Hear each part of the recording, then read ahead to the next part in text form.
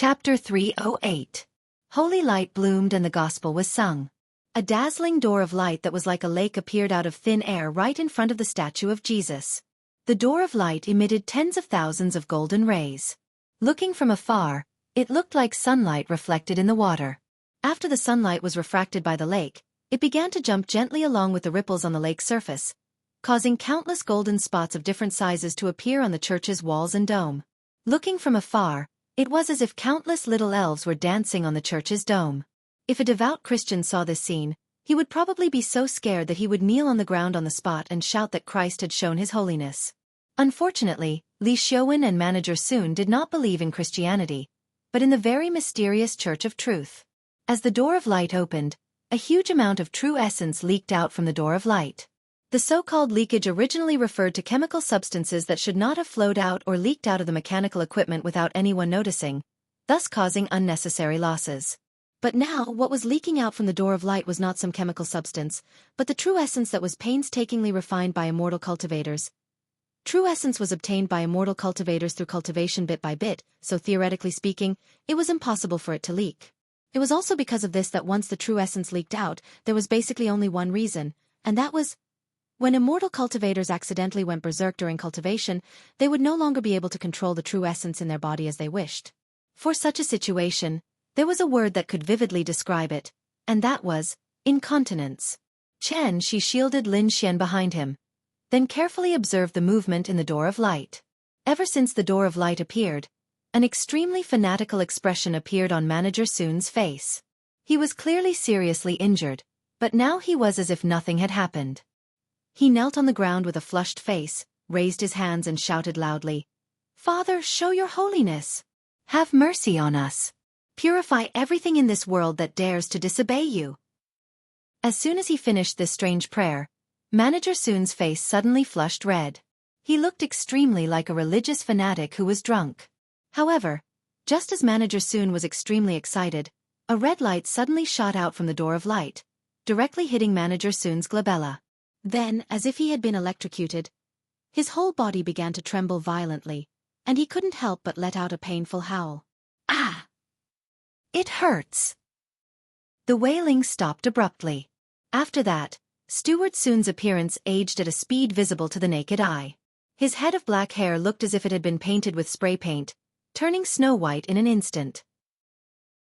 In the blink of an eye, Steward Sun had turned into an old man with a head full of white hair and a withered face. What's going on? What did I do?" Steward Sun's voice was hoarse as he stared at his arm, dumbfounded. His arm, like an eggplant that had lost its moisture, it was full of wrinkles and shriveled, looking particularly horrifying. "Ah!" Perhaps it was because he was unable to accept everything before his eyes. Steward Sun once again let out a mournful wail. But this wail didn't last long. It was as if Steward Sun's neck was suddenly choked by someone.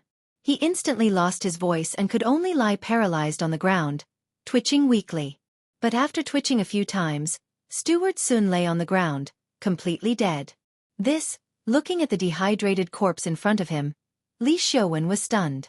But when he finally came back to his senses, put down the Holy Grail, and was about to escape this godforsaken place, a black shadow suddenly appeared in the light door. It was a person whose entire body was shrouded in a black cloak. That person only revealed half of his face. But just based on this half of his face, it was enough to tell that he should be an old man. The old man walked out of the light door, then asked such a question in a hoarse voice. "Who alarmed me?" After saying that, he slowly removed the cloak, revealing his true appearance. This was an old man whose eyebrows were stained with silver frost. His weather-beaten face was engraved with the traces of time. Although his pair of brown eyes were deep in his eye sockets, the gaze in them was very calm. He looked exceptionally kind and amiable, just like the old grandpa next door who lay in the district's garden and basked in the sun every day. The old man calmly asked the question, but no one answered him. After all, the only person who knew who he was, Steward Sun, was now lying on the ground as a dried corpse. In reality, the light door was a teleportation array. The key to activate the array was the cross hanging in front of Steward Sun's chest, but the energy required to activate the array required all of his essence and blood. Steward Sun activated the array excitedly. But what he definitely didn't expect was that when the array was activated, It would take his life, and even his soul was not spared. His soul was destroyed. Death wasn't scary. What was scary was not even knowing how one died. After taking a deep look at the light door, Xianxia couldn't help but feel sad for Steward Sun. Such a loyal subordinate was abandoned just like that. Just from this point alone, the old man in front of him was really a qualified evil cultivator. Xianxia held the divine sword Dharma idol in his hand and kept sizing up the old man in front of him. Lin Xian, on the other hand, carefully hid behind him. Because her line of sight was blocked by the altar, she didn't know that Steward Sun was now a dried corpse. So after hearing the old man's voice, Lin Xian curiously poked her head out and quietly sized him up. The old man was also sizing up Xianxia. When he saw the divine sword Dharma idol in Xianxi's hand, a glimmer of light flashed in his deep eye sockets. Then, he set his gaze on Lin Xian. Lin Xian didn't understand the situation, so she tilted her head and looked at the old man in front of her blankly. However, just this one look. It was as if some mechanism had been triggered, causing the old man to suddenly explode. Like a venomous snake that had been hibernating for a long time, he directly pounced in the direction of his prey. Before Lin Xian could react, the old man had already rushed in front of her. Ah! Because the distance was too close, Lin Xian could even clearly see the color spots on the old man's face, so she was so frightened that she couldn't help but cry out. Seeing this, the old man couldn't help but laugh out loud. I didn't expect that I would actually find such a high-quality furnace here today. Little girl, you're in luck. After saying that, the old man stretched out his withered arm, wanting to directly pull Lin Xian out from behind Xianxia. However, just as he stretched out his arm, a cold voice suddenly rang in his ears. Get lost. As soon as the voice fell. Chapter 309. A cold light flashed. The old man suddenly attacked, but Xianxi's reaction was not slow in the slightest. This sword was like a silver hook. After drawing a beautiful arc in the air, it directly cut the old man's arm. The tip of the sword entered the flesh, and suddenly there was a tearing sound. Immediately after, the old man's arm fell from his body very smoothly, as if it had been cut by a laser. Lin Xian was stunned by what happened in front of her eyes. She hid behind Xianxia, maintaining her previous posture. After seeing the long sword in Xianxi's hand cut the old man's arm, her mind suddenly went blank. She could not help but open her small mouth, her face full of shock. That dazed look. It gave people a silly and cute feeling. Lin Xian was so frightened that she could not speak. Her eyes were fixed on the severed arm falling from the air, however. The moment the severed arm fell to the ground, it suddenly turned into a cloud of black smoke and dissipated. It looked like a piece of dried straw paper that had been burned to ashes. When the wind blew, it immediately disappeared without a trace. Xianxia. This. Lin Xian's eyes widened. Before she could finish her words, she found that her body was flying back uncontrollably. Stay there, don't move. After using his essential essence to send Lin Xian to a safe place, Xianxia did not forget to remind her. Then, holding the long sword in his hand, he directly attacked the old man. Lin Xian was just an ordinary person, so the scene she saw was completely different from what Xianxia saw. In fact, in Xianxi's eyes, the old man's skin hidden under the cloak had already fallen off. Most of his muscles had also rotted away, revealing sections of white bones. What kind of person was this? It was simply an old rotten corpse that had crawled out of the grave. If it was just a skeleton, it would be fine. After all, Xianxia had lived for 500 years and had seen all kinds of strange things. Naturally, he would not take a living dead person to heart. The reason why he was so cautious was mainly because the skeleton in front of him was not simple. From the moment the old man walked out of the light door, Xianxia sensed a huge amount of essential essence leaking from the old man's body. But a little strange was, although the amount of essential essence was huge, it gave people a turbid and filthy feeling. If Xianxi's essential essence was as clear as a lake, then the old man's essential essence was like oil on one side and turbid on the other. It was really strange. And because of the essential essence leaking from the old man's body, in Xianxi's eyes, the old man was more like a charcoal that walked out of a fire, his whole body emitting thick billowing smoke. Not long after, the black smoke emitted from the old man's body filled the entire church. In addition, during the confrontation with the old man, Xianxia also focused on the light door behind him. This light door was somewhat similar to the heavenly gate, but it could not be compared to the heavenly gate. After all, the heavenly gate required the support of a huge amount of spiritual energy to open, but this light door in front of him only needed manager soon, a pseudo-core stage living sacrifice. If it was another world behind the heavenly gate, then behind the light door was obviously just an illegally expanded basement. There was a fundamental difference between the two. And this kind of illegally built basement was actually a small world or a small paradise that was opened up in the void after immortal cultivators comprehended the true meaning of the word void. What was void? This was a very abstract concept. Xianxia was still at the soul formation stage, so naturally, he could not understand the true meaning of it. The so-called insightful void was, to see the small and see the big picture, to see through the void. My heart's desire, no matter how vast the world is, it is only an inch. The insightful void was an existence above the soul formation stage. Even if it was not as unattainable as the immortal emperor, it was at least a supreme existence and could be considered to be at the top of the food chain. Therefore, the light door in front of him obviously could not have been opened up by this old man who had one foot in the grave. If Xianxia guessed correctly, this small paradise should be an existence similar to the Temple of Time, which was left behind by the ancient immortal cultivators before they left the earth. The old man was just a dove that took over the magpie's nest. If that was the case, then this ghastly old man in front of him, what kind of existence was he? Although Xianxia had a lot of questions in his mind, his hands did not stop moving at all. After cutting off the old man's arm, Xianxia immediately turned the sword and pointed it at the old man's chest. The godly sword Dharma idol drew a beautiful arc in the air.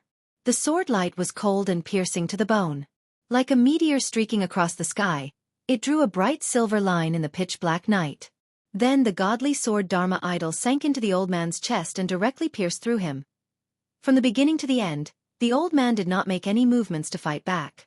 Even when his arm was chopped off, he didn't make a sound. Seeing this, Xianxia could not help but raise his eyebrows as if he had realized something. So he immediately let go of the long sword in his hand and suddenly put his hands together in front of his chest, ready to make a gesture. However, just as Xianxia was making the gesture, the old man suddenly let out a burst of wild laughter. Immediately after, his body suddenly turned from solid to illusory, as if he had been snapped by Thanos. In an instant, he turned into thousands of powder and disappeared in front of Xianxia's eyes. Xianxia quickly looked up, only to see black smoke billowing above the church, like the sky before a shower, as if it would collapse at any time. At this time, the old man's voice suddenly sounded from all directions of the church. "Little kid, you're a bit interesting. Come on, let this old man weigh how much weight you have." As soon as the voice fell, the black smoke that was originally floating above the church slowly flowed. It was unknown what method the old man used, but the billowing black smoke suddenly turned into a solid substance, and then it turned into a giant python that was dozens of meters long out of thin air. The giant python formed by the black smoke coiled into a ball in the air, and its huge body almost covered the entire dome. Its head was in the shape of an inverted triangle. From the moment it appeared, the giant python stuck out its head, spat out its snake tongue, and stared at Xianxia with its pair of golden vertical pupils. A suffocating sense of oppression gradually spread in the church. Lin Xian stared at the giant python that suddenly appeared above the church, stunned. When she saw the palm-sized scales on the giant python's body, she was so scared that her eyes rolled back and she fainted directly. Lin Xian's fainting attracted Xianxia's attention. However, the moment he was distracted, the giant python was like a long arrow that was shot out from a fully drawn bow, opening its bloody mouth and directly pouncing towards Xianxia's position. Fortunately, Xianxia's reaction was extremely fast. Pretending to be mysterious, accompanied by an angry shout, Xianxia suddenly separated his hands, and 2 rays of golden light suddenly bloomed from his palms. When the giant python was about to bite him, Xianxia was like a llama holding 2 large symbols in his hands, and suddenly slapped out with both palms, ruthlessly hitting the giant python's head. The giant python was formed by the black smoke, and the black smoke was the true yuan that leaked from the old man's body. Therefore, this was actually a contest of true yuan. The true yuan in Xianxia's body was clear and pure, but the true yuan in the old man's body was filthy and turbid. When the two came into contact, it was like throwing metallic sodium into water, and immediately caused a violent explosion, the 8-leaf seal. Chapter 3:10. The old man in front of him was very strange. Even with Xianxia's experience, He did not know what kind of cultivation method the old man was cultivating. Naturally, he could not determine the old man's exact strength. The only thing he could be sure of was, the old man had accumulated too much true origin in his body. It was so much that it was unbelievable. However, at the same time, because this huge amount of true origin was too turbid, the old man was unable to control the true origin in his body as he wished. Hence, after much consideration, Xianxia finally put down the long sword in his hand and decided to meet the giant python head-on. He wanted to use this to determine the old man's true strength. The great Vajra wheel seal was not the most lethal move among the 8-leaf seals, but it was the most powerful one. If one were to compare the great Vajra wheel seal with the most lethal move, the heaven-flipping seal, it would be like the difference between a mace and a long sword. Hence, the moment Xianxia's palms landed on the giant python's head, the giant python was like a train that had crashed into a wall. Its huge body immediately froze in mid-air. At the same time, with Xianxia's position as the center of the circle, an invisible shockwave suddenly erupted. Wherever the shockwave went, the tables, chairs, doors, windows, and even the steel bars in the walls of the church were all reduced to dust. Dust flew everywhere, and smoke rose into the air. In the blink of an eye, the solemn church had been completely reduced to ruins. Just the shockwave from the collision alone was so powerful. One could only imagine how powerful this move was. The giant python let out a loud hiss. Then, its body suddenly cracked inch by inch as if it was made of glass and gradually fell apart. In the end, the giant python turned into a plume of black smoke and slowly dissipated in the sky above the church. However, although the giant python had disappeared, the black smoke that enveloped the church showed no signs of dissipating. Seeing this, Xianxia's face couldn't help but reveal a cold smile. After this head-on battle, he had more or less figured out the old man's strength. Hence, Xianxia lightly shook his wrist and reached out with his right hand. The divine sword avatar appeared in his hand again. At this moment, the old man's voice suddenly rang out from the black smoke. "Who are you?" He spoke very slowly, and there was even a hint of seriousness in his tone. It was obvious that he had finally realized that the young man before him was no saint. "You wouldn't know him even if I told you." Xianxia brandished the sword in his hand, then looked at the black smoke with a mocking expression and asked, "What's wrong? Are you afraid? How dare you?" The old man flew into a rage. His voice was like a thunderclap, echoing in the black smoke. "Ignorant brat, you don't know the immensity of heaven and earth. Do you know that even Divine General Tiandu wouldn't dare to be so impudent in front of this old man?" "Divine General?" Hearing this, Xianxia seemed to have heard a joke, and a faint smile appeared at the corner of his mouth. "I've already killed a few of them." After saying that, Xianxia suddenly flew up and the divine sword Dharma power in his hand suddenly exploded with a dazzling light. The reason why Xianxia chose to attack at this time was that he had thoroughly understood the old man's background. If he guessed correctly, the strange soul-ferrying corpse infant should have been created by this old man. Perhaps it was because of the lack of inheritance, so when the old man relied on this evil technique to form a fake golden core, he had completely embarked on a path of no return. One had to admit that this old man was quite impressive. He didn't even have a real golden core, but he had already begun to explore the method of forming yuanying. What to do if there was no path? Then he had to open up a new path.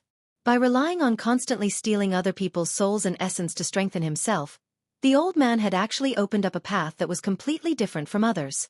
If one followed the conventional path of cultivation, then after repeatedly refining the golden core until it was pure and ethereal, one could use this golden core as a foundation to form yuanying. If the golden core was compared to a seed, then yuanying was obviously the fruit of the seed after it sprouted and bloomed. Therefore, without a golden core, it was naturally impossible to form yuanying. But in this world, there were always exceptions. Perhaps it was because of his rich imagination, when the old man realized that he couldn't break through to yuanying, he thought of a method that Xianxia had never heard of before. That was, using his own physical body as a foundation, he could turn his entire being into something similar to yuanying. One had to know that yuanying was just a form of energy. Turning himself into a yuanying, wouldn't he have to turn himself into a ghost? Half human, half ghost? And this was the real reason why Xianxia couldn't hurt the old man. After all, in this sky full of black smoke, every wisp, it was all his fault. He didn't even have a body, so naturally he wouldn't be hurt. Therefore, if Xianxia really wanted to kill the old man, He had to completely destroy this black smoke, not leaving a single wisp behind. Otherwise, the old man would sooner or later use the method of plundering to return him to his peak. Getting rid of evil for the people was a great thing. As an outstanding young man in the new era, Xianxia naturally killed every single one of these scourges he saw, as a way to accumulate good karma. Thus, after understanding the old man's background, Xianxia flew into the sky like a sharp sword. Then, he held the godly sword Dharma idol in his hand and waved it in the air. Suddenly, 7 identical long swords appeared beside him. Every single one of them was the same as the godly sword Dharma idol in his hand. Although the old man didn't know what Xianxia was going to do, he knew that it wasn't simple just by looking at his posture. Thus, before Xianxia launched his attack, the black smoke in the air surged violently. The black smoke gathered in one place, and in the blink of an eye, it actually turned back into a giant python with 3 heads. It coiled in the air and madly flicked its tongue at Xianxia. The 7 long swords hung in the air. The 3-headed giant python raised its heads high, as if it could pounce on Xianxia at any time. At this moment, Xianxia suddenly waved the long sword in his hand, the tip of the sword pointing directly at the ruins of the church. The 7 long swords immediately seemed to have received an order, turning into 7 streams of light and shooting towards the ground. The 3-headed giant python thought that the swords were going to shoot at it, so it let out an earth-shattering hiss. However, what the old man didn't expect was that the long sword's target wasn't it at all. After the 7 long swords shot into the ruins of the church, they suddenly shot out 7 towering beams of light like searchlights that were electrified. The 7 beams of light were slanted, converging on the long sword in Xianxia's hand. The old man sensed that danger was approaching, so he raised the 3 ferocious snake heads and pounced directly at Xianxia's position. But it was a pity. It was too late. Xianxia shouted angrily, "Formation rise!" A conical light shield that covered the entire church slowly rose in the night sky. Since this old thief was neither a human nor a ghost, and could transform into thousands of bodies, Xianxia could only cast an inescapable net and take him down in one fell swoop. Heavenly Slaying Formation. Chapter 3:11. The formation was complete. Under the dark night sky, the golden light shield was particularly eye-catching. Fortunately, this place was relatively remote and there were no high-rise buildings nearby. Otherwise, Xianxia would probably be able to see his great achievements on various short video apps tomorrow. The light shield was like an inescapable net, firmly trapping the 3-headed python that the old man had transformed into. The python continuously used its huge body to hit the light shield. However, the light shield seemed to be like a red-hot steel plate. As soon as the python's body touched the light shield, it immediately let out a soft bang sound. Following that, its muscles and scales turned into a wisp of black smoke and dissipated. After a few fruitless attempts, the python could only coil in the air, raising its 3 heads and continuously sticking out its scarlet tongue at Xianxia. A trapped beast in a desperate situation. Even if it could not escape, its ferocious and terrifying appearance still made people feel fear from the bottom of their hearts. The old man was in danger, and Xianxia's situation was actually not much better than his.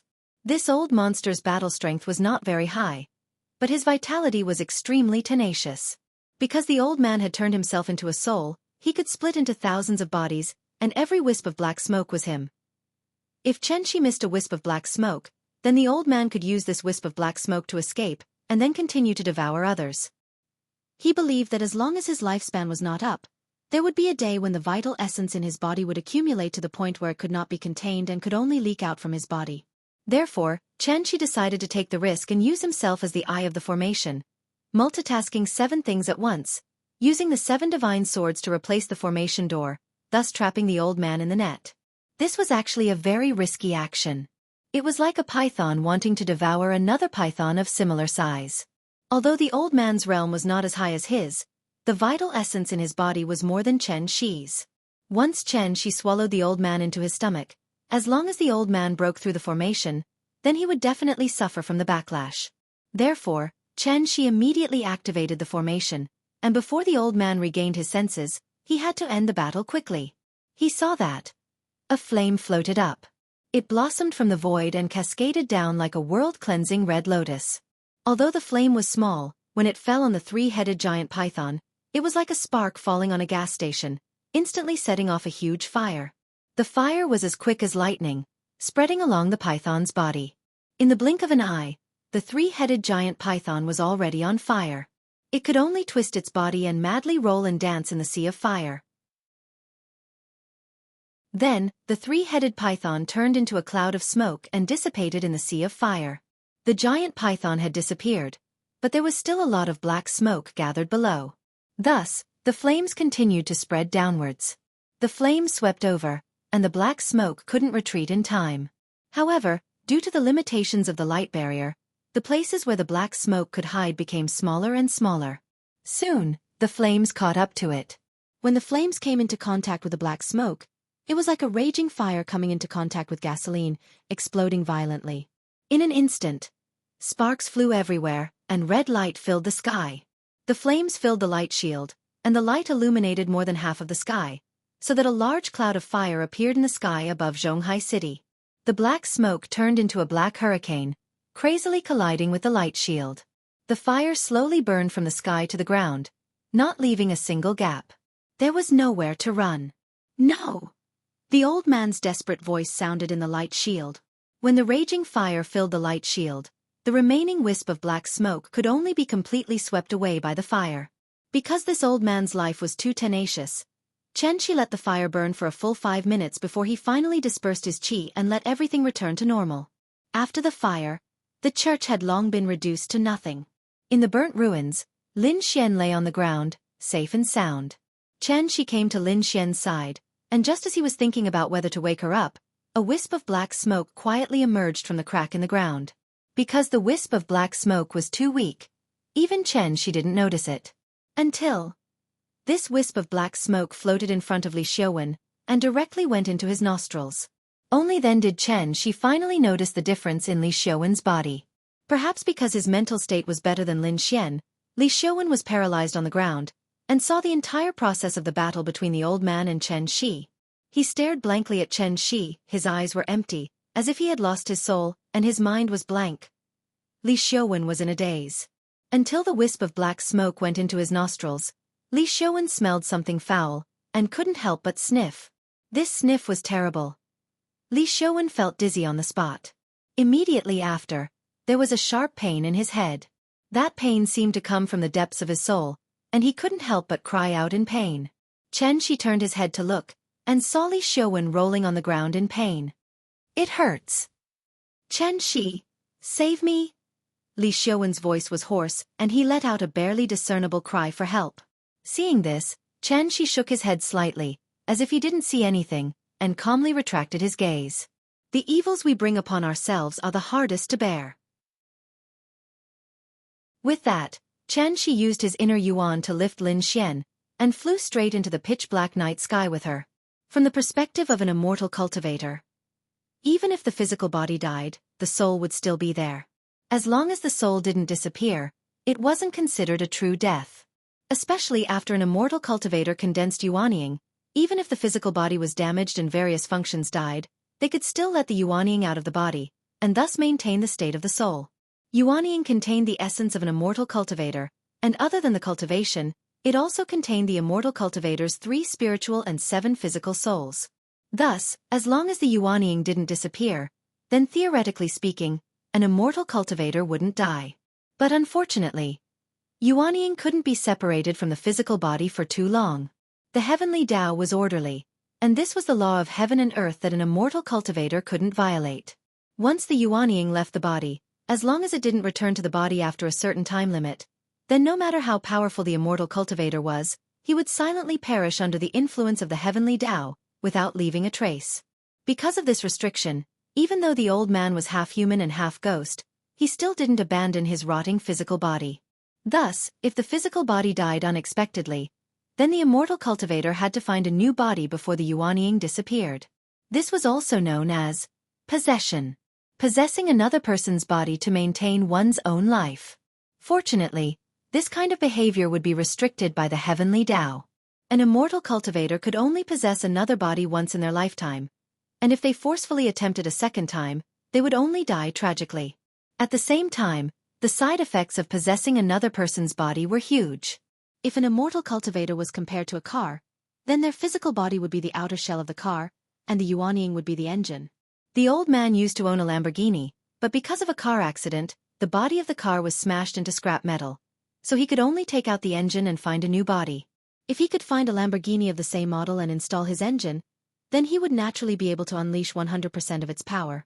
But the problem was, everyone was a Lamborghini, so why would he let someone else possess his body?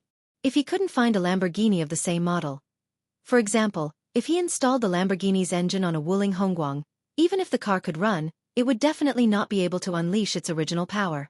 It might even cause irreversible damage to the engine because the various parts didn't match. Thus, unless they were at the end of their rope, immortal cultivators wouldn't choose to possess another person's body. The old man's injuries were too severe, and he had no other choice, so he chose Li Xiaowen.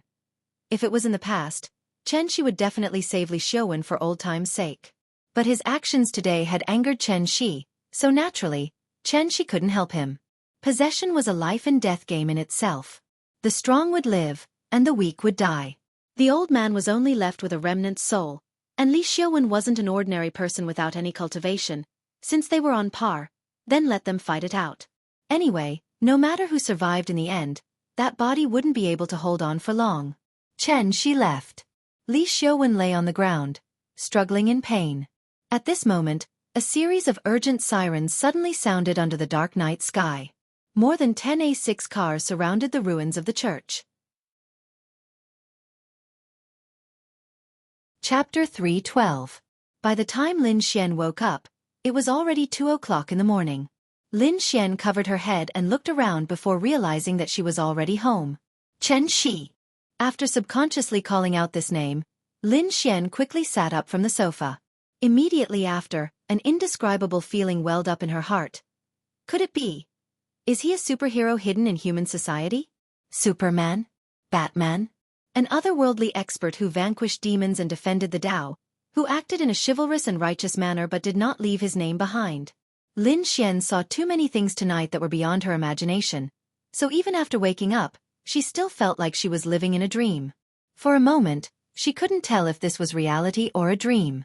Just as Lin Xian was sitting on the sofa thinking, Chen Shi suddenly walked out of the kitchen with a bowl of porridge. "You're awake? You were frightened just now, so I made you a bowl of walnut porridge. It has the effect of calming the mind and nourishing the brain. Try it?" While speaking, Chen Shi handed the bowl to Lin Xian.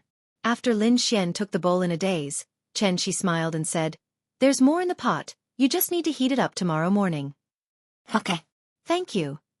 The atmosphere in the room was a little strange, which also made Chen Shi feel a little uncomfortable. Looking at Lin Xian's blank expression, Chen Shi didn't know what to say now. So after thinking about it, he was ready to leave. "Well, even if you're fine, you should rest well, I should go back." Chen Shi had already reported the situation to Qin Ruing, and Qin Ruing wanted him to wait until Lin Xian woke up before leaving. After all, what happened tonight was too strange. If Lin Xian woke up without a shadow by her side, she would probably be very scared. So Qin Ruing told Chen Shi to wait until Lin Xian woke up before leaving. Now that she was awake and the porridge was cooked, Chen Shi naturally had to go home to report. "Oh right, the amulet from before was broken, so I made you a new one. You should wear it. It'll protect you." After that, Chen Shi smiled and winked at her. "I'm going. Call me if you need anything." Chen Shi left. After the soft sound of the door closing, Lin Xian was like a robot that had been powered up. She suddenly jumped up from the sofa. "Chen Shi, wait!" Lin Xian quickly chased after him. But when she walked out of the door, there was already no one in the hallway. Looking at the empty hallway, Lin Xian suddenly had a dazed expression on her face. Just like Mrs. Xianglin who had lost her soul, she walked back into the house in a daze. When she saw the necklace on the coffee table, Lin Xian's face lit up again. This was a new style necklace. Although she didn't know what material it was made of, it looked very good. At least it was much better than the inferior Guanyin statue she used to wear. Lin Xian put the necklace on her neck, then carefully touched the pendant on the necklace with her hands. The pendant's design was very delicate. It looked like Cartier's latest design, but the craftsmanship seemed to be more detailed than the original. She kept playing with the pendant like this, until a long time later. She seemed to have thought of something happy, and a faint smile suddenly appeared on her face. But There was an indescribable feeling in that smile. As the saying goes, 9 out of 10 things in life don't go your way, but you can't tell anyone. Birth, old age, illness and death, love, hate, and separation, it's all just like this. When Xianxia returned home, Nianyan was already asleep, and Qin Ruiying was sitting on the sofa cultivating alone. At this moment, their family was no different from thousands of ordinary families. The husband worked overtime and came home late, while the wife waited silently at home. Because Xianxia walked silently, it wasn't until he sat next to Qin Ruiying that Qin Ruiying finally noticed his arrival. Qin Ruiying opened her eyes. When she saw Xianxia's smiling face, she couldn't help but smile. "You're back? How's Xianxian?" "She looks okay, she shouldn't be too shocked. I think she'll be able to digest what she saw tonight." "Okay, then I'll call her tomorrow. If she's scared, I'll accompany her." "Okay." The two exchanged a few simple words, then Xianxia leaned forward and kissed Qin Ruiying on the forehead before saying, "I'll go see Nianyan." "Go." Xianxia got up and went to the bedroom. As soon as he opened the door, he saw the little thing lying on the bed with her limbs spread out. Recently, the temperature had gradually risen, probably because of the heat, so in addition to kicking the quilt away, this little girl also unconsciously lifted the hem of her clothes, revealing half of her stomach. Looking at her white little belly, Xianxia couldn't help but smile. This naughty egg, she doesn't even sleep well. After adjusting the little girl's sleeping position, Xianxia gently covered her with the cold quilt. This old house in Jianghu didn't have air conditioning, so he gently snapped his fingers. As the true essence gushed out, a faint coolness suddenly appeared in the room. Blowing the air conditioner and covering the quilt in summer was a great joy in life, so this little girl's breathing suddenly became much more relaxed. Xianxia sat on the edge of the bed, silently looking at her cute little face. After a while, Qin Ruiying quietly came to the bedroom. You see, it's already 2 o'clock. How about, we don't go today?" Hearing this, Xianxia immediately took Qin Ruiying's hand and gently pulled her to his side. "Okay, I'll listen to you.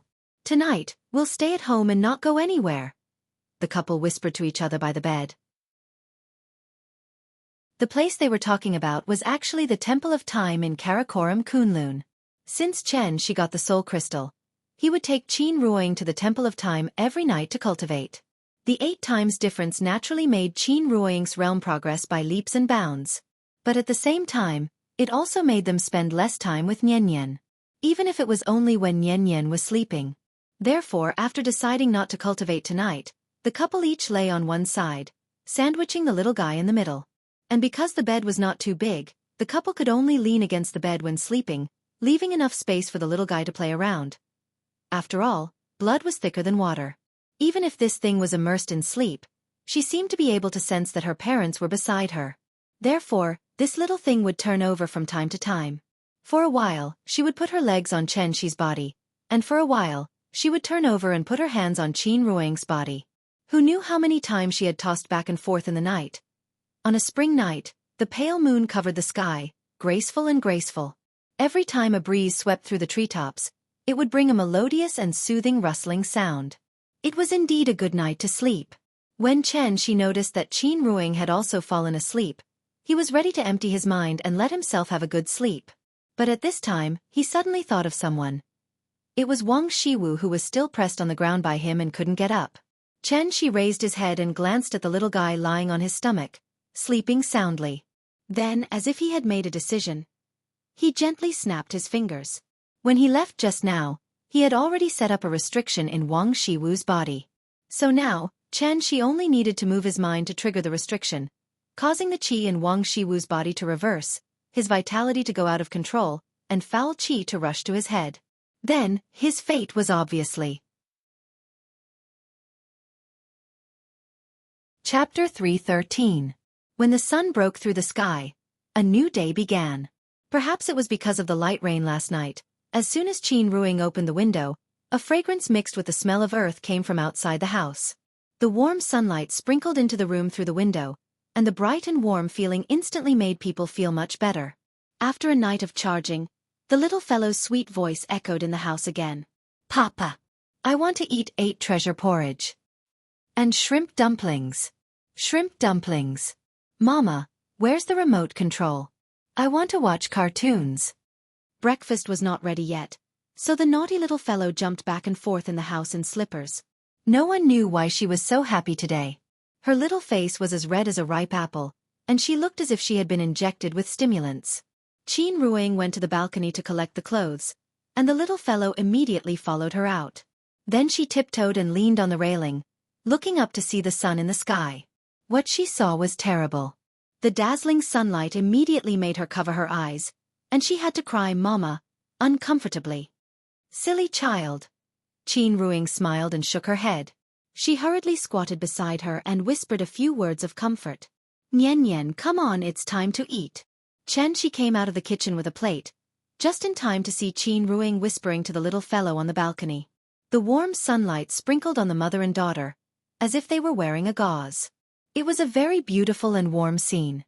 At this moment, time seemed to have stopped. She looked at them silently, and a warm feeling suddenly surged in his heart. It was worth it. He had no regrets in his life. After breakfast, the couple accompanied the little fellow at home to read poems of the Tang and Song dynasties. She did not want the little fellow to spend all her leisure time watching cartoons, so he racked his brains to find something else for her to do. He wanted her to like it, and at the same time, it was a very healthy way of leisure. Didn't the little fellow cry to ride a shared bike before? Cycling is not bad. Thinking of this, Xi's eyes lit up. In fact, children of Nianyan's age should be starting to learn how to ride a bicycle. It was just that they were riding a children's bicycle with 2 balance wheels. Therefore, Shi wondered if he should buy a children's bicycle for Nianyan and take her to the park to learn how to ride it today. Shi quietly mentioned his idea to Qin Ruing, but before Qin Ruing could reply, the little guy who had been eavesdropping immediately jumped up from the cushion and shouted excitedly, "Cycling is good. I want to ride a bike. Let's go for a ride. Papa, let's go." With that, she jumped off the sofa and dragged Shi out of the door. As long as it was something that he liked, this little guy's ears were as sensitive as a radar. But if he called her when she was watching cartoons or when she was angry, no matter how many times Shi said it, this little thing would pretend not to hear it. Shi carried her back to the sofa, pinched the tip of her nose with his hand, and said with a serious face, "You want to go out to play? Okay, but you have to recite the poem that Mommy just taught you. If you can recite it well, Daddy will take you out to play." Hearing this, the little fellow was not afraid at all. Instead, she proudly raised her little head and said loudly, "I can recite it." "Okay, then recite it to me." Since he said that, the little fellow did not have stage fright. After jumping off the sofa, she ran to the opposite side of the sofa and faced Shi and Qin Ruing and recited it loudly. "When I was young, I left home, but when I was old, I returned home. My hometown accent has not changed. When children meet, they don't know each other. Smiling, they ask where you are from." Although the recitation was a bit bumpy, and the pronunciation was not very clear, at least she finished reciting Homecoming Book. But after reciting it, this little thing stood in place with her hands behind her back. Her small body swayed left and right, and at the same time, she looked at Shi with her big eyes. Looking at her lack of confidence, it was obvious that she was nervous, so she started to wonder if her back was facing him. Seeing this, Shi immediately laughed and applauded. He could not help but praise. "Good, you recited it well. You didn't miss a single word. Nian Nian, you're amazing." Although she did not recite it well, at least she finished reciting it. And, even if she recited it completely wrong, Shi would not blame her. She was a child, so she had to be more confident. It was not easy to raise a child, but it was very easy to destroy a child. Sometimes, even a simple scolding could affect a child's life. For example, that sentence, "You can't even remember such a simple thing?" A seemingly insignificant scolding from a parent was very likely to leave a shadow in the child, so that they would start to doubt themselves and be more unwilling to learn. The psychology of a child was actually very simple. If they could not learn well after studying hard, it meant that they were very stupid. In that case, why should they study hard? They could not learn well anyway. The denial of a parent would only make the child more suspicious of himself. It had to be said that parents who habitually denied their children and forcibly put pressure on their children were really retarded. Perhaps, they might think that their children were like Neza, who needed suffering and encouragement to thrive. Shi's encouragement obviously worked, so this little thing suddenly relaxed a lot. Then, she opened her arms and threw herself into Xianxia's arms, giggling. Papa, am I good? Good. Very good. After Xianxia's sincere flattery, this little thing was obviously more active. Like a husky taking a walk, she did not even need Xianxia to carry her. She ran downstairs like the wind. Nian, run slower. Don't fall. Qin Ruing hurriedly followed, but she had just taken a few steps when she heard the little thing let out a cry of surprise. Ah! Qin Ruing was shocked. After quickly running downstairs, she saw Nian running out of the building like a wisp of smoke. Then, she happily threw herself into the arms of a person. Hello, sister. The person who came was actually Lin Xian.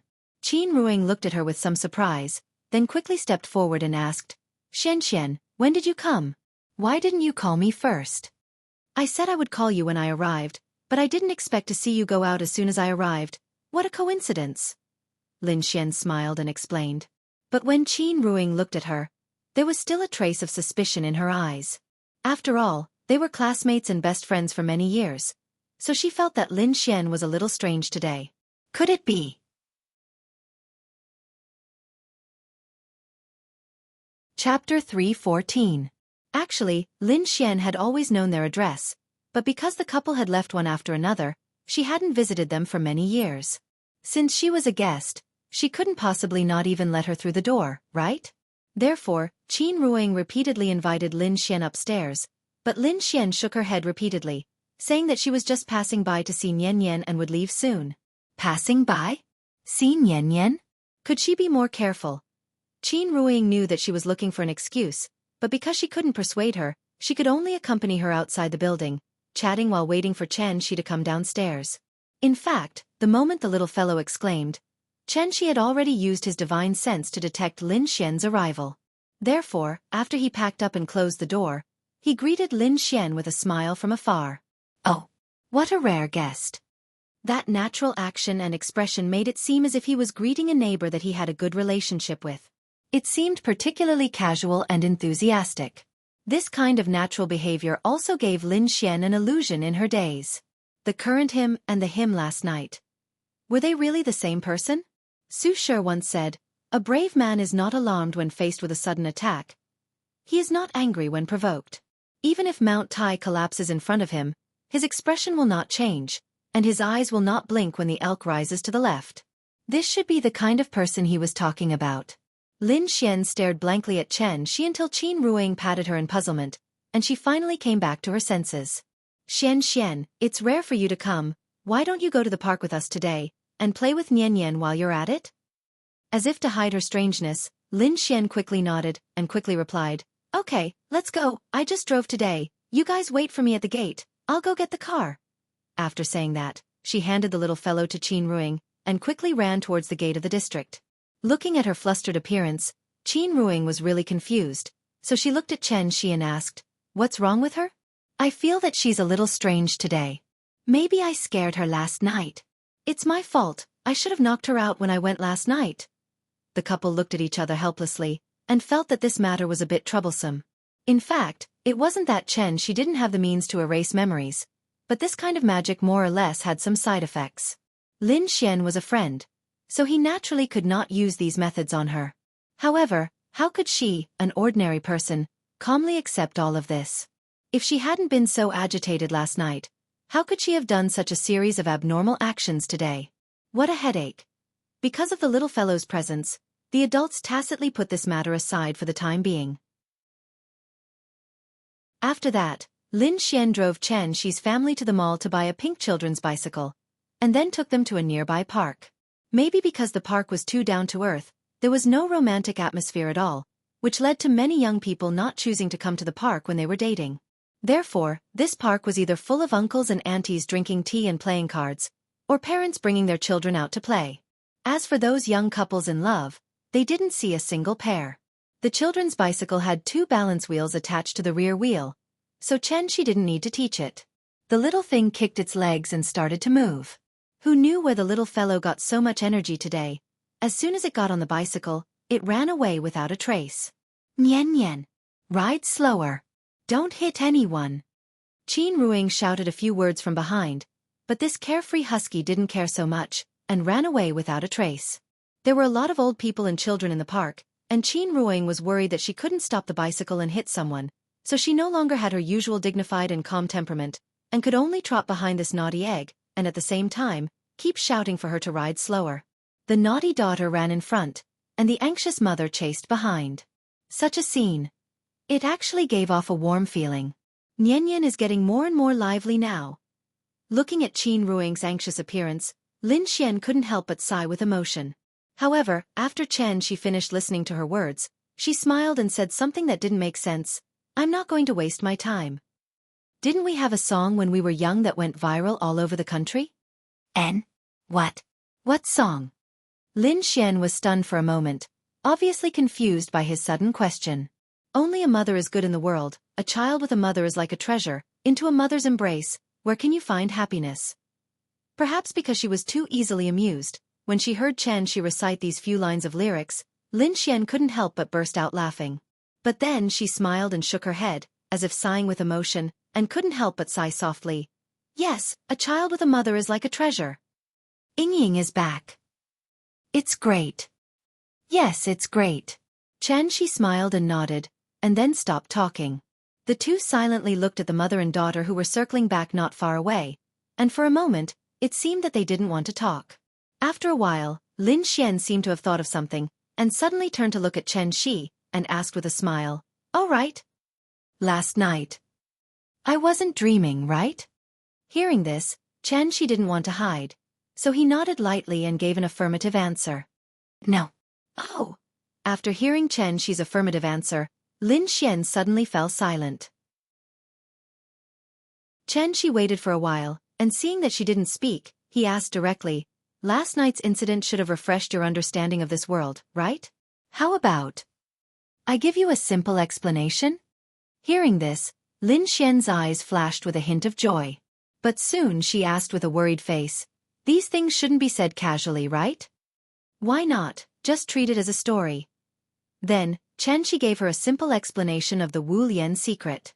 As for the part that involved immortal cultivators, even if Shi explained it to Lin Xian, she probably wouldn't understand, so he simply omitted this part, and replaced the immortal cultivators with warriors that were easier for Lin Xian to understand. Perhaps because of trust, Lin Xian didn't feel that Shi was telling her a fantasy after hearing this. Instead, she looked thoughtfully at Qin Ruing, who wasn't far away, and asked, "Then, is Ying also a warrior?" "Yes, I guess so." After hearing Shi's answer, Lin Xian fell silent again.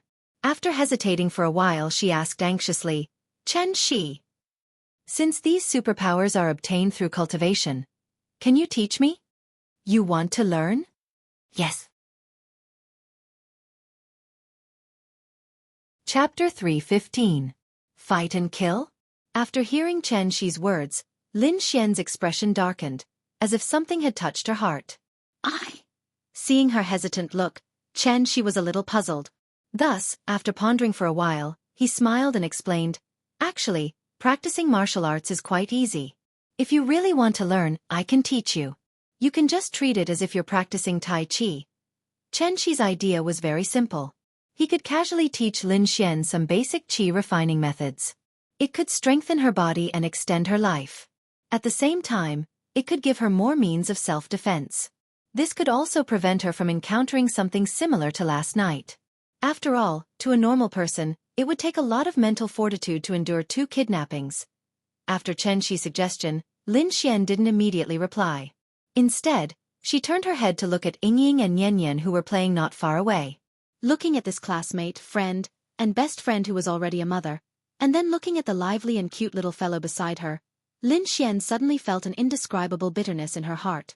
She always felt that Ying was like Mr. Chao Shuichin's description in Dream of the Red Chamber. When she's quiet, she's like a beautiful flower shining on the water. When she moves, she's like a weak willow swaying in the wind. The heart has one more orifice than the body, and the sickly Shi Zi wins by 3 points. Although Ying usually looked weak, she was definitely not a pretentious woman. She was gentle, low-key, and reserved. If it wasn't for that beautiful face, it would be easy for people to overlook her existence. After so many years, in Lin Xian's impression, The only time Ying showed off her ability was probably when she publicly rejected Zhao Yuan's love and threw herself into Chen Shi's arms. At that moment, not to mention Chen Shi, even she, a woman, was stunned by Ying's actions. Speaking of which, it was laughable. It was also from that moment onwards that she truly began to notice Chen Shi, this piece of gold that had yet to shine. Lin Xian stood there in a daze as memories of the past flooded his mind. For a moment, he actually stood there in a daze. Chen Shi thought that she was thinking, so after a while, he asked with a smile, "What do you think? Would you like to learn?" Chen Shi's voice pulled Lin Xian back from his chaotic thoughts. She glanced at Chen Shi with a slightly panicked expression before replying, "When are you going back to Shangjing?" "Soon. Probably within the next few days. Nian Nian is going to kindergarten. It's time to bring her back to get used to it." "Oh." Lin Xian went silent again. She buried her head and didn't speak for a long time. Because she was half a head shorter than Chen Shi, if Chen Shi didn't use his divine sense, he naturally wouldn't be able to see the expression on her face. Lin Xian was indeed a bit strange today. Chen Shi looked at her in confusion. He wondered if what happened last night had triggered her, so he began to think about how to help her get rid of this shadow. But just as Chen Shi was puzzled, Lin Xian suddenly said this earth-shattering sentence. "Chen Shi, I like you." Her voice was very soft, almost inaudible. But how sensitive was Chen Shi's ears? So after hearing her words, Chen Shi couldn't help but frown. What shouldn't have come finally came. Chen Shi took a step back without leaving a trace. After putting some distance between Lin Xian and himself, he began to think about how to answer her. At this time, Lin Xian suddenly started to cry. Like a frightened ostrich, she buried her head even deeper. As the strong sense of guilt gushed out from the bottom of her heart, she could no longer hold back her tears and they slid down her cheeks. "I'm sorry. I'm sorry. I like you. Just like how the wind flies for 8,000 miles without asking when it will return. Was it wrong to like someone? It was wrong. It was a big mistake. Because she liked a married man, and this man was also her best friend's husband. Mistake upon mistake. But, was this really her fault? Actually, the trajectory of fate had changed the moment Chen Shi came back. If it wasn't for the accidental encounter that day, perhaps she would have accepted Li Xiuwen's pursuit. After all, how could she not be curious about a man who could make such an outstanding woman like Ying fall in love with him? It was this damned curiosity that made her sink deeper and deeper. There was nothing wrong with liking someone. Liking someone you shouldn't be liking, that was wrong. Lin Xian was very clear about this, so she had always carefully kept her heart in the corner, hoping that one day when she took it out again, there would be no trace of that person left behind. When you like someone, but you have to bear the pain and bitterness by yourself. She had already made a big mistake. In fact, it was not difficult to realize that one was wrong. It was just that this mistake was harder to correct than one would expect. From the encounter in the shop window, to the fire in the unfinished building. From the short time they spent together at the wedding, to the despair and helplessness she felt when she was lying on the altar. Just when she was most afraid, Chen Shi broke through the door, at that moment. Just like how she opened the curtains in the morning, the bright and beautiful sunlight shone directly into the darkest corner of her heart. The originally blurry figure gradually became clearer in Lin Xian's heart. This also made her unable to see anything else. Everything in the world was overshadowed. In her eyes, there was only the figure that she yearned for day and night. Finally, Lin Xian couldn't control herself anymore. At this moment, she spilled out her heart that had been hidden for a long time. "I'm sorry, I like you." Like a primary school student who made a mistake, Lin Xian lowered her head and apologized to Chen Shi again. Her voice sounded like she was about to cry, but at the same time, there was a bit of sadness, pain, and bitterness. "I'm sorry. I shouldn't have disturbed you. When you fell in love with someone you shouldn't have, even a confession would become a mistake." Chen Shi finally understood why Lin Xian was absent-minded today. He silently looked at Lin Xian. After a long silence, Chen Shi said with a serious face, "Don't say sorry, there's nothing wrong with liking someone." At this point, Chen Shi couldn't help but turn his head to look in Qin Ruing's direction. At this time, Qin Ruing seemed to have sensed something, so she raised her head and looked at Chen Shi from afar. But then, Qin Ruing suddenly smiled and nodded slightly at Chen Shi. They didn't have the wings of a colorful phoenix, but their hearts were connected. After getting the approval of his wife, Xianxia coughed lightly and continued to say to Lin Xian, Xianxia, you're a good girl. But you can't spoil things like feelings. Actually, I think you should open your heart and look at the world in another way. That way, you will have new discoveries, and not like now where you lock yourself in a small room. If I really want to say sorry, I should be the one saying it. I'm sorry, I don't know what I should say now. Looking at Lin Xian, who kept her head down and didn't speak, Xianxia couldn't help but laugh awkwardly after saying a lot of chicken soup for the soul. This kind of thing really gives me a headache. Xianxia really didn't know what to say. The wind in the park blew gently, and the two were speechless. After a while, Lin Xian suddenly raised her head and sniffed gently. She forced a smile on her face and said, I'm sorry, I forgot myself. There's nothing wrong with liking someone, but I did something wrong. My mistake was that I shouldn't have said it out loud, because it would make me seem selfish and completely disregard other people's feelings. I'm sorry, I hope you guys don't mind. She said, you guys. So this apology was obviously meant for Qin Ruiying. When Xianxia heard this, he couldn't help but let out a sigh of relief and quickly said, it's fine, I have a bad memory. Haha. Lin Xian was amused by his silly look. The moment she laughed, she was like a lotus flower at the beginning of the summer rain, beautiful beyond compare. Thank you. I've thought it through. Feelings are actually like what you just said, you can't spoil them. Speaking of this, Lin Xian reached out and tucked the scattered hair behind her ear. Then, as if nothing had happened, she smiled at Xianxia and said, I have something to do later, so I won't accompany you guys today. I'll leave first. Okay, be careful when you drive. Goodbye. Goodbye.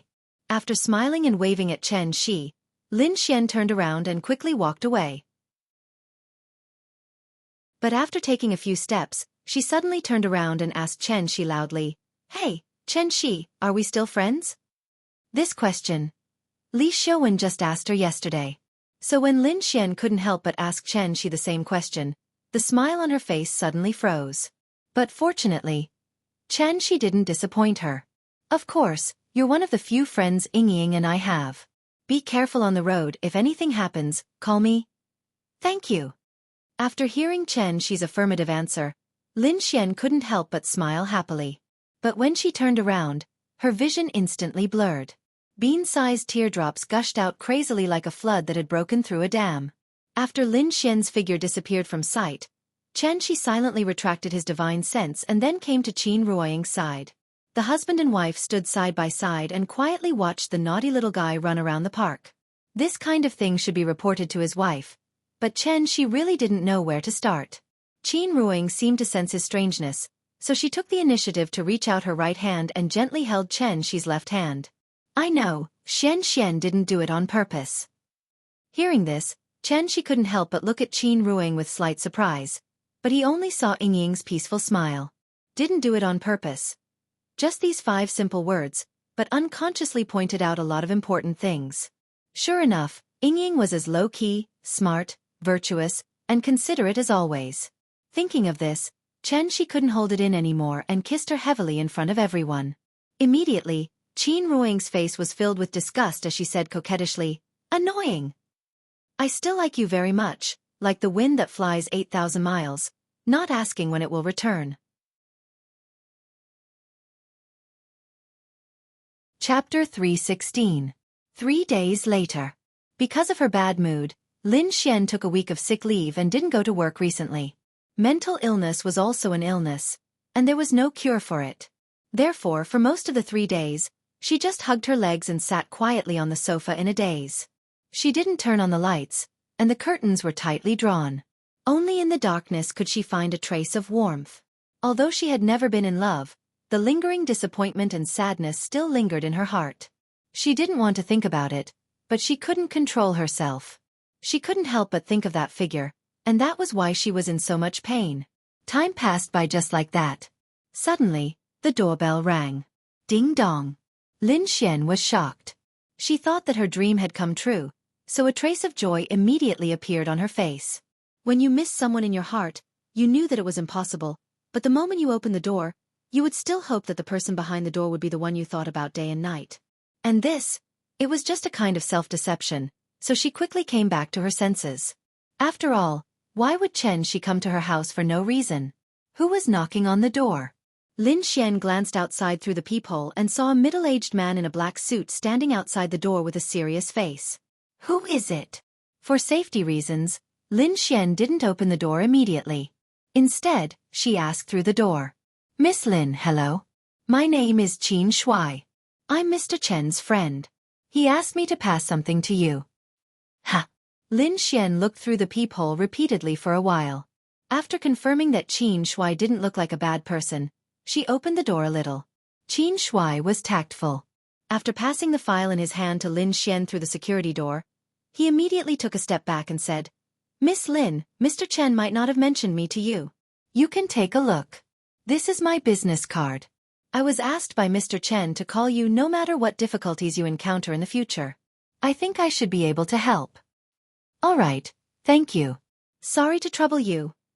Lin Xian remained vigilant towards the stranger who was so friendly to her for the first time. After thanking him politely, she quickly closed the door. Bang!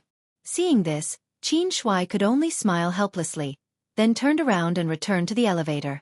While he was waiting for the elevator, two men in black suits appeared out of nowhere and followed him into the elevator. I've checked. This girl is just an ordinary person. You two will transfer a group of people from the branch and divide them into two groups to protect her 24/7. Understand? Understood. Although Xianxia had already killed the old man whom Steward Sun regarded as his heavenly father, he did not have the time to play hide-and-seek with the remnants of the Zhenli sect. For the sake of Lin Xian's safety, Xianxia simply handed this important task to Qin Shuai. He hoped that Qin Shuai could protect Lin Xian for a period of time until the Zhenli sect was completely wiped out by the Wu Lian. Qin Shuai did not understand the situation. When he saw that Lin Xian was a young and beautiful girl, he naturally could not help but misunderstand the situation. Therefore, he valued Lin Xian's personal safety so much. Lin Xian did not know what had happened. It was not until she opened the document bag and saw what Xianxia had left for her that she suddenly realized. Xianxia and his family had already left. They did not even leave a word of farewell. The only thing in the file was a handwritten draft with a fountain pen. Although it was a draft, it was written in one go without any mistakes. Moreover, the handwriting was very neat. It could be said that the strokes were like dragons and snakes. Lin Xian looked at the contents of the draft and realized that this should be the cultivation method that Xianxia had mentioned before. There were two parts in total. One part was the Qi cultivation chapter, and the other part was the Qi cultivation chapter. Lin Xian looked at the flowing handwriting and suddenly heard Xianxi's rhythmic voice. It was as if Xianxia was by her side at this moment and was guiding her on how to cultivate. She did not know why, but after randomly flipping through the draft in her hand, Lin Xian's mood suddenly became much better. Therefore, she clenched her delicate fists as if to encourage herself. She pouted and said loudly, Xian, do your best. Do your best. Even if it was just an impossible dream, she would continue to live in it. It would be best if she would never wake up. Shangjing. Dongming Alley. It was a familiar place with the strong smell of Beijing. The taxi had just stopped at the entrance of the alley when the naughty little guy impatiently pushed open the door and ran out like a wisp of smoke. While running, she shouted at the top of her lungs, Big cat! Big cat! Big cat! Her sweet voice echoed in the alley. As if in response to her shout, a sharp cat's cry suddenly sounded from behind the wall. Meow! A black shadow leaped onto the wall and stood on top of it, looking around. That silly look on his face. Wasn't that the big cat that she had not seen for a long time? The big cat stood on the wall and looked for a while. When it saw the little guy's familiar smiling face, it immediately ran along the wall. Its movements were extremely fast. In the blink of an eye, it was already above the little guy's head. Then, it spread out its limbs and jumped from the wall, directly pouncing on the little guy on the ground. Meow! Perhaps it was because it had not seen its little master for a long time, so this guy was especially enthusiastic. Big cat! Looking at the big cat pouncing on her, the little guy immediately opened her arms happily and made a gesture to catch it. However, just as the big cat was about to pounce on the little guy, a big hand suddenly grabbed it in mid-air. Meow! The big cat looked at Xianxia with a dumbfounded expression. But before it could recover, Xianxia slapped it on the head. Look at you, how fat are you? Can a 5-year-old child like her catch you? While speaking, Xianxia also weighed the big cat's weight. It must be more than 10 kilograms, right? It had only been a few months, and this guy was about to grow into a Garfield cat. Become smaller, how can she carry you when you're so fat? She pinched the big cat with a look of disgust. But after the big cat heard this, it could only respond with an innocent face. Meow. This guy's cultivation had advanced by leaps and bounds, so its body was getting bigger and bigger. Although it could change its size, there was a limit to this transformation. It could not become smaller than a mouse, right? Therefore, its current size was already the smallest it could ever be. She understood what the big cat meant.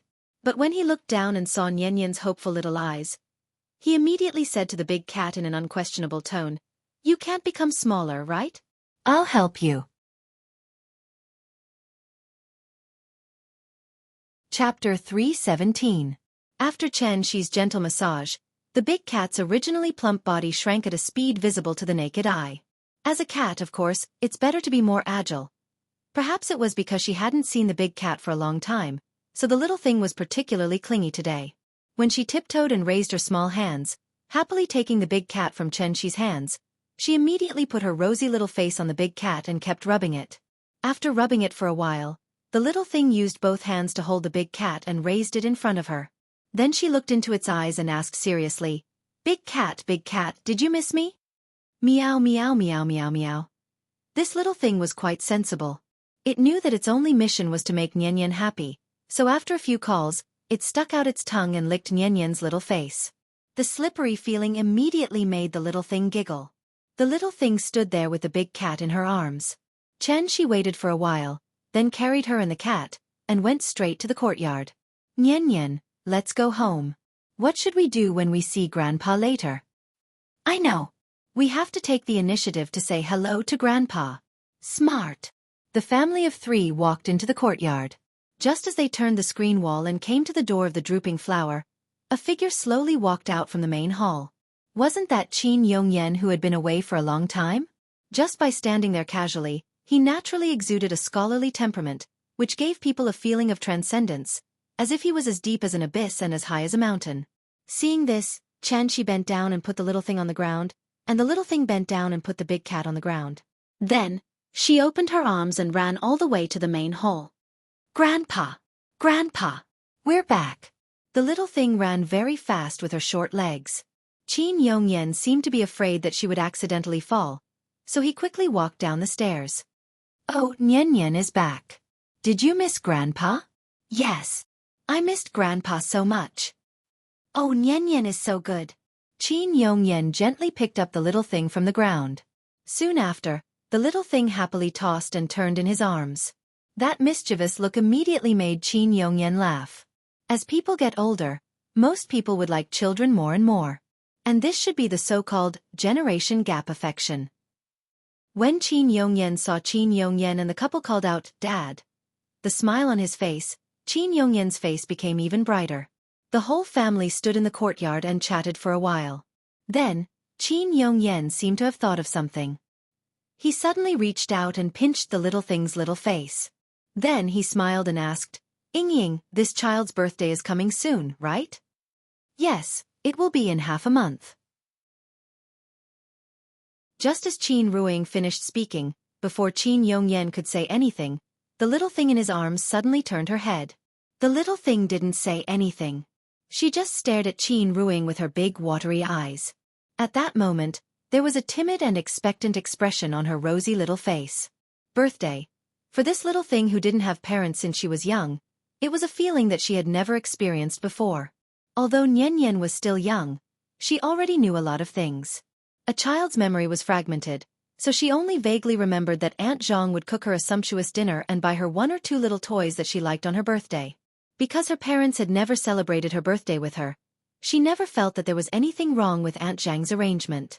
But, every time she played with other children in the neighborhood, she would always hear the other children bragging about how they celebrated their birthdays. "Where did Daddy take me to play today? What did Mommy buy me? How big was the cake? How fun was the birthday present?" Comparing was a very common behavior among children. Whenever the little thing was not convinced, she would pout her little mouth and shout, "When it's my birthday, Grandma will also cook delicious food for me. She will also buy me toys." As she spoke, She waved the rainbow ring in her hand, trying to prove that her birthday was also very good. Nian was very satisfied with her birthday present, but the other children didn't think so. Children nowadays were very smart. Of course, they knew what toys were expensive and what toys were rare. The rainbow ring in Nian's hand was only sold for 3 yuan at the small store at the entrance. Of course, they didn't care about it. It was also because of this that Nian didn't like to play with them later on. Because she would always be ostracized, ridiculed, and mocked by others. Ba, wild child. She's a wild child without parents. Don't play with her. Wild child. Perhaps it was because she thought of these unhappy past events. The smile on the little thing's face suddenly faded a lot. Fortunately, Xianxi's eyes were sharp and almost instantly noticed the change in her expression. Therefore, after thinking for a while, Xianxi roughly understood her state of mind. Thus, he hurried to Qin Yongyan's side and took the little thing into his arms. Then he asked with a gentle face, Nian, it's your birthday next month. What birthday present do you want? Hearing this, the little thing pursed her little mouth and shook her head. She didn't say anything, but the little hand that grabbed Xianxi's clothes tightened. Nian, good girl. What birthday present do you want? Xianxi caressed her little face, encouraging her to tell her what she wanted for her birthday. However, the little thing didn't know why. After pursing her little mouth for a while, she actually burst into tears. The sudden turn of events stunned everyone. Xianxi hurriedly hugged her and comforted her patiently. However, the little thing was crying while reaching out her hands to Qin Ruing. Mama. Mama. No matter how naughty and mischievous a child was, she was still just a child. When her peers were ostracizing her and mocking her, how strong did this child have to be to silently bear all this? Mama? Mama! The little thing lay on Qin Ruing's shoulder and cried heartbreakingly. Mother and daughter were connected by heart. When Qin Ruing saw her sad look, she suddenly felt touched and couldn't help but cry. She quickly hugged the little thing even tighter. Nian, don't cry, don't cry. Mother is here, don't cry, don't cry. A child's mood was like the weather in June, it could change at any time.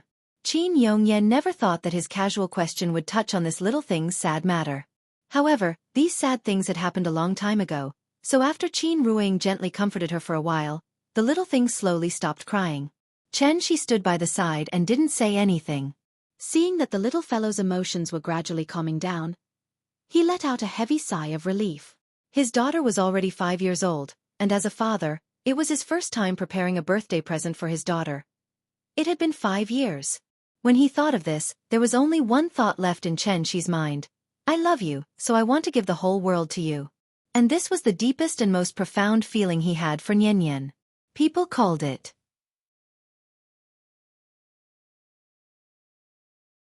Chapter 3:18. It was easy for children to forget some unhappy things, but this didn't mean that they wouldn't think about it again in the future. If one day, they suddenly associated these unhappy things, they might be inexplicably unhappy, or even sad. These behaviors may be somewhat incomprehensible in the eyes of adults, so there were often situations where the children were crying while the parents were confused. What's wrong with the baby? You were playing just now, why are you suddenly crying? Did someone bully you? Do you want to buy something? In fact, the child was just reminded of the past. After all, they were still young and hadn't learned how to control their emotions. Even adults would become very sad when thinking about sad things, let alone children. Only when they grew up would they truly learn to be strong. Under the comfort of Qin Ruing, the little girl quickly stopped crying. However, this also reminded Xianxi that he must prepare a birthday gift in half a month. After forgetting those troubles, the little girl's face was full of smiles again. Xianxi used WeChat to video call Gu Lao. After a few simple polite words, the two sides of the call became the 3 little guys. Nian was waving her small hands vigorously on this side, while the twins were pushing and squeezing on the other side, all scrambling to talk to her. When Xianxi saw this situation, the corners of his mouth couldn't help but reveal a smile. They hadn't seen each other for a long time, but the friendship between these 3 little things hadn't faded in the slightest. After they each told their own happy experiences during this period of time, the brothers made an appointment with Nian to meet at the tea house tomorrow, saying that they had a gift for her. Hearing that the brothers had a gift for her, the little girl's mood was obviously much better. Therefore, after hanging up the phone, She happily rode the big cat in the courtyard. The big cat was wearing a saddle, like a black horse galloping back and forth in the courtyard. Nian turned into an excellent rider, holding the reins in one hand and patting the big cat's butt with the other, constantly shouting, "Giddy up, giddy up, giddy up!" Accompanied by her bell-like laughter, this courtyard that had been silent for a period of time seemed to have regained its vigor and vitality. Night fell. Above the vast Pacific Ocean, a figure slowly flew over. Then, the figure plunged into the sea like a falling meteorite. This was a deep-sea area with a depth of more than 3,000 meters. Xianxia plunged straight into the seabed like a sharp sword. In the blink of an eye, he arrived in front of a cave at the bottom of the sea. Because of the turbulent current entering and exiting the cave, every time the tide rose, a whirlpool would appear at the cave entrance, sucking in everything around it. When the tide receded, the hole would spew out the things that were previously swallowed, so no creature was willing to settle down here. Such a natural deep-sea cave was definitely a place that explorers would dream of. But it was a pity. The hole was very small, almost the size of an elevator door. It was impossible for a large deep-sea submarine to enter.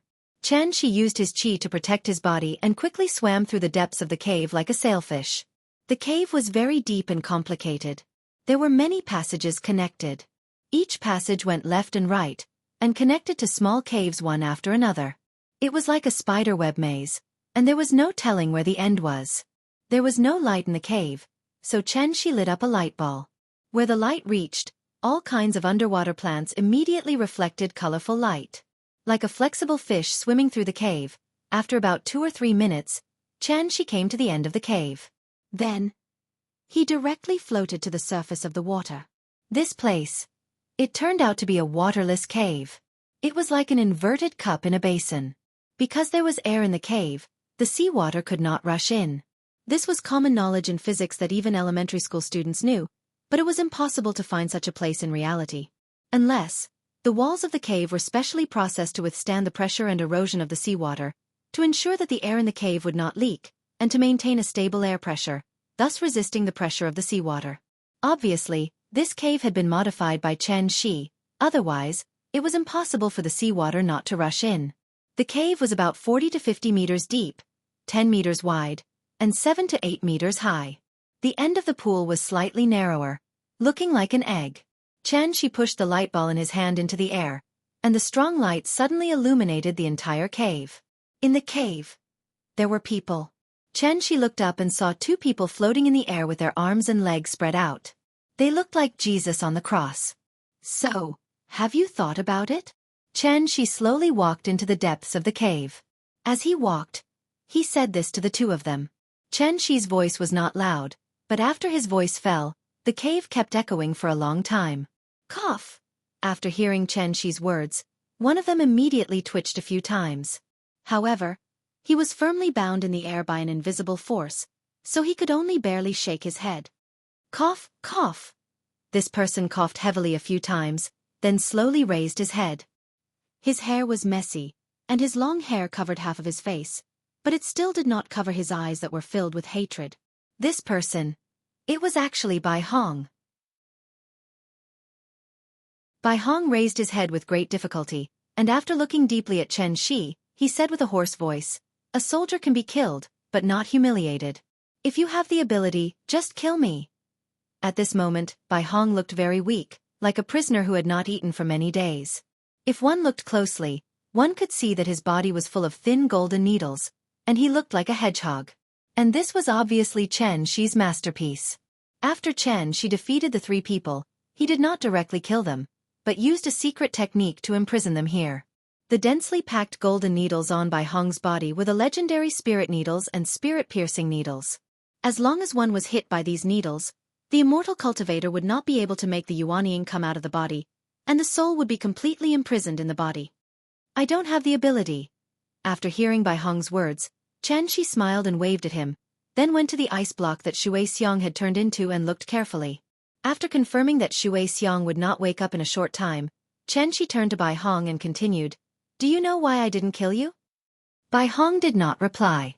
Seeing this, Xianxia smiled lightly and continued, "The reason why I didn't kill you is because I don't want to kill indiscriminately.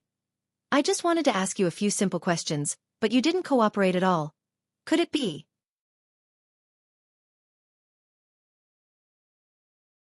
Chapter 319. Bai Hong lowered his head and didn't speak, but the anger in his eyes never extinguished. With his current appearance, he looked a bit like a loyal minister who was wrongly imprisoned in ancient times. At this moment, he was being hung on the city wall by the traitor Xianxia as a warning to others. Xianxia stood on the ground and looked at Bai Hong silently. After waiting for a long time and not waiting for Bai Hong's reply, Xianxia couldn't help but sneer and said again, "I don't know if you have a secret method called soul snatching?" Speaking of this, Xianxia deliberately paused. After taking a deep look at Bai Hong, he chuckled and said, "This secret method has the miraculous effect of exploring other people's memories. The conditions for using it are very simple, as long as the other party loses the ability to resist. However, although the secret method is good, it has a great flaw, that is, it will bring some sequelae to the person who is to be used. Well, a light case of qigong deviation, a heavy case of the soul dispersing. There are 3 people here, so who do you think is more suitable to use the secret method on?" Xianxi's voice sounded like it came from the 9 serenities, giving people a gloomy feeling. And the moment Bai Hong heard the words, soul snatching, his body couldn't help but tremble violently. Not because of fear but because of anger. Despicable! After squeezing out such a word from the gap of his teeth, Bai Hong raised his head and growled word by word. "Let me tell you, if I ever get away, I will definitely cut you into pieces." Very good, very good. Xianxia chuckled a few times, and after pretending to clap twice, he didn't talk nonsense, but directly took out the soul crystal from his arms. His divine soul injury had not healed yet. Bai Hong and the others were in a high realm, so for safety reasons, Xianxia naturally needed the help of the soul crystal when using this secret method of soul searching. However, the moment Xianxia took out the soul crystal, Bai Hong's face suddenly changed, and he asked anxiously, "Why do you have Gui Yao's mysterious crystal?" "Gui Yao? Black crystal?" After glancing at the soul crystal in his hand in puzzlement, Xianxia asked thoughtfully, "Since you recognize this thing, why don't we have a good chat?" Bai Hong seemed to want to know where Xianxia got this soul crystal from. After a moment of hesitation, he asked, "This mysterious crystal, where did you get it?" "The Xianxia Glacier, yes, a place 5,000 meters above sea level." "Where?" Bai Hong didn't know where the Xianxia Glacier was, nor did she understand what Xianxia meant by the altitude. Left with no choice, Xianxia could only ponder for a while before asking, "Karakoram, do you know this place?" "Kunlun." The moment she heard this term, Bai Hong's eyes couldn't help but widen. It was obvious that he knew about Kunlun. Xianxia noticed this detail, so he wisely shut his mouth and kept looking at Bai Hong. The expression on Bai Hong's face was a little uncertain. He knew what Xianxia meant, so after hesitating for a while, he let out a deep breath and said hatefully, "Fine, what you want to know isn't some secret that can't be told, it's not a big deal to tell you." Later, in Bai Hong's slow narration, Xianxia finally learned some secrets about the ancient times. A long, long time ago, the earth was indeed a cultivation holy land similar to the Tianxian domain. So many cultivation inheritances were born. But one day, the spirit of heaven and earth on the earth began to weaken and dry up for no reason. If the spirit of heaven and earth was compared to a water source, then the cultivators were the fish in the water. Once the water source was lost, the fish would naturally go extinct. The cultivators on the earth obviously couldn't sit still and wait for death. Therefore, leaving the earth to find a place to cultivate became the common goal of everyone. The universe was vast and boundless. It was full of opportunities and hidden dangers. There was definitely more than one cultivation holy land. If one wanted to go from one cultivation holy land to another, not to mention whether there was a map navigation, even if there was a map navigation, could one really get there smoothly? Xianxia was able to smoothly return to the earth from the Tianxian domain. The hardships he had to go through were not something ordinary people could bear. Moreover, to fly across galaxies, one would need to be at least at the soul formation stage. How many soul formation stage cultivators could there be on Earth? This was related to the problem of whether the cultivation inheritances on Earth could continue to be passed down. Therefore, the cultivators of the ancient times put aside their prejudices and united to find a way to pass down their inheritances. Heaven would not let down those who worked hard. Under the leadership of the most powerful cultivator of the ancient times, the Tai Ching sacred master, the ancient cultivators finally found a way to survive, and that was a great world that existed in the void. A great world was similar to a small grotto heaven. If explained from a modern scientific point of view, it was somewhat similar to the concept of a dimensional space. If the universe Xianxia was in was compared to a bedroom, then the great world was the closet in the bedroom. It was closely connected to the universe, but it was a closed space of its own. And this was the so-called great world. The only difference between a great world and a small grotto heaven was that the former was naturally formed and existed in the space cracks of the vast universe, while the latter could be opened manually. Of course, the scale, size, and stability of the two could not be compared. The Great World was discovered by the Tai Ching sacred master when he was looking for a cultivation holy land in the universe. After he brought the news back to Earth, he united all the cultivators on Earth and gathered everyone's strength to open a passage directly from Earth to the Great World in the void. And this passage was also called by the later generations the Gate of Heaven. This information seemed very important to Xianxia, but it was a historical event that everyone in the Great World knew. Therefore, Bai Hong had no intention of hiding it at all. Soon, she told Xianxia about the origin of the Gate of Heaven. This was also the information that Xianxia wanted to know the most. Therefore, after Bai Hong finished speaking, she looked at Xianxia, ready to listen to him talk about the origin of the soul crystal. Without any discussion, the two of them reached a tacit agreement. This was a very good start. Therefore, Xianxia told Bai Hong about the origin of the soul crystal and the Temple of Time in detail. He deliberately spoke in detail, paying attention to the changes in Bai Hong's expression during the process. When Xianxia said that he had destroyed the soul of the Azure Dragon in the Great Hall, he keenly noticed that Bai Hong's pupils suddenly contracted. There was something fishy. Xianxia looked deeply at Bai Hong. After telling the story about the soul crystal, it was his turn to ask again.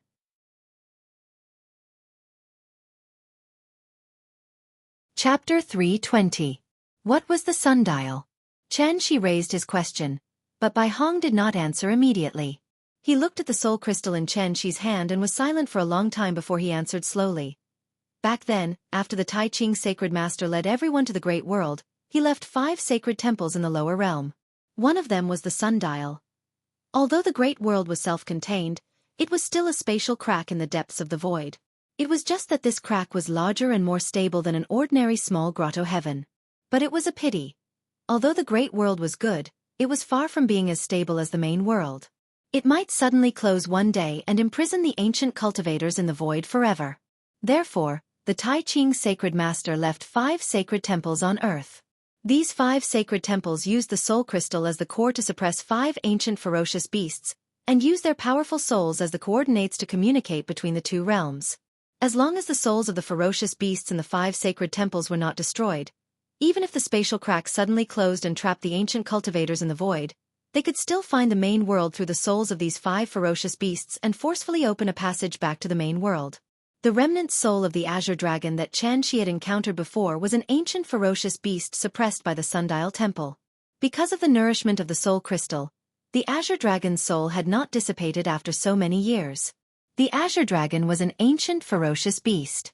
In terms of intelligence, it was not inferior to the ancient cultivators. But it was also because it was an intelligent creature that the moment Xianxia opened the seal, the Azure Dragon attacked Xianxia crazily and tried to occupy his body.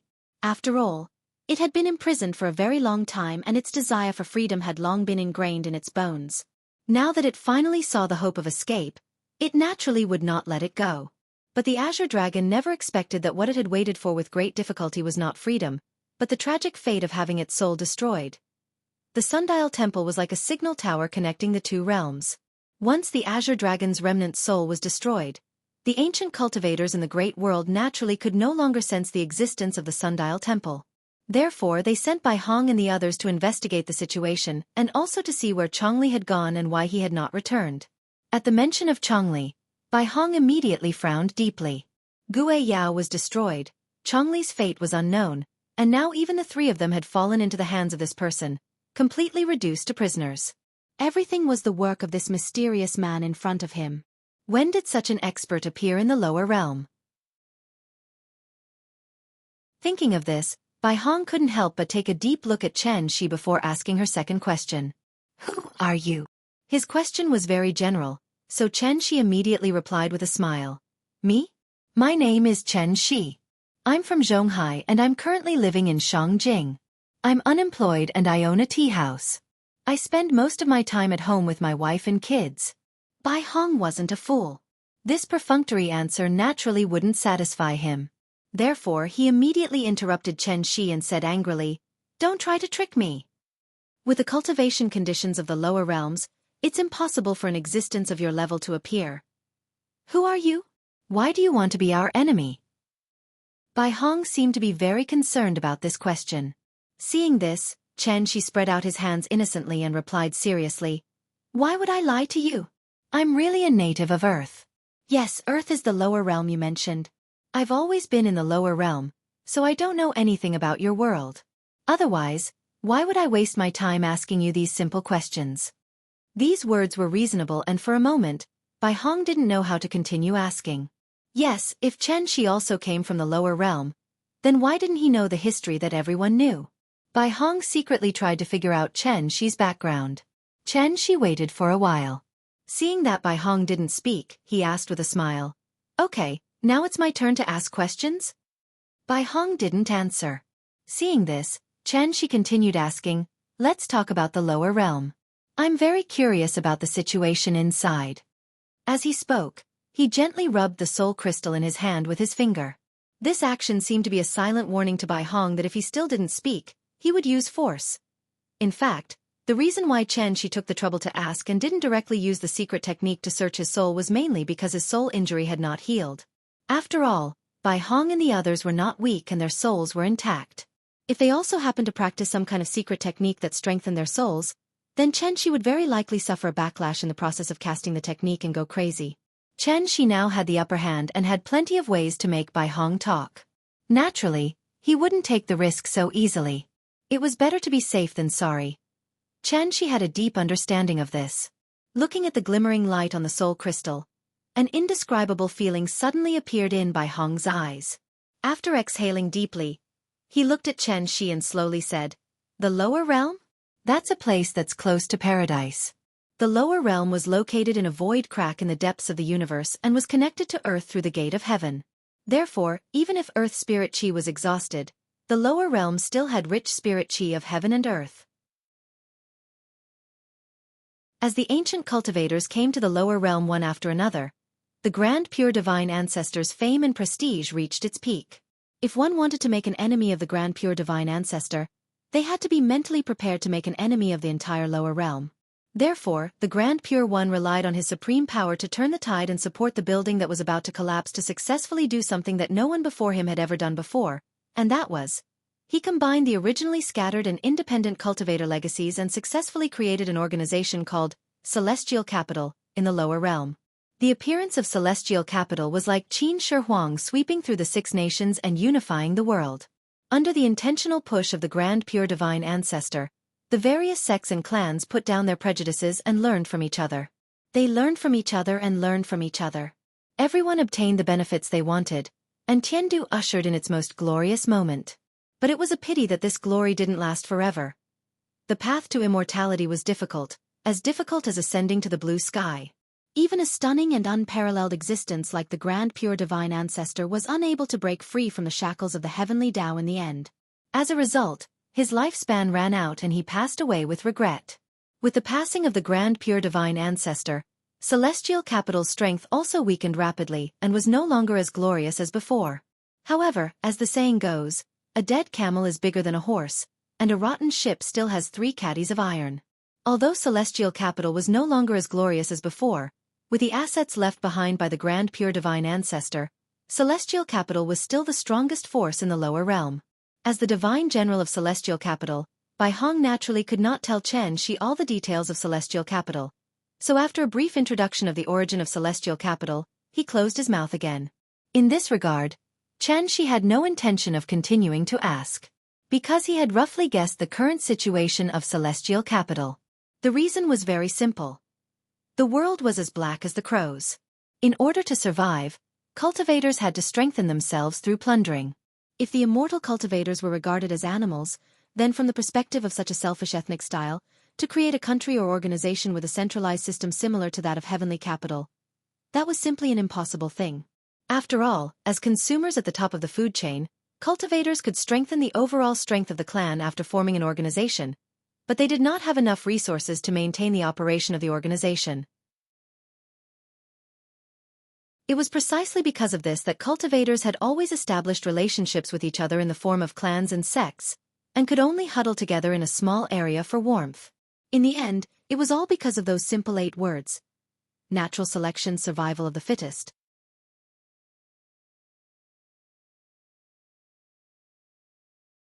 Chapter 321. The Great World. Tiandu. The Tai Ching Sacred Leader. Although Bai Hong deliberately concealed a lot of important information, it didn't stop Xianxia from making a reasonable analysis. Thus, when he connected all the information he already knew together, a clear picture suddenly appeared in his mind. First of all, he could confirm that Earth was originally a cultivation holy land similar to Tianxian.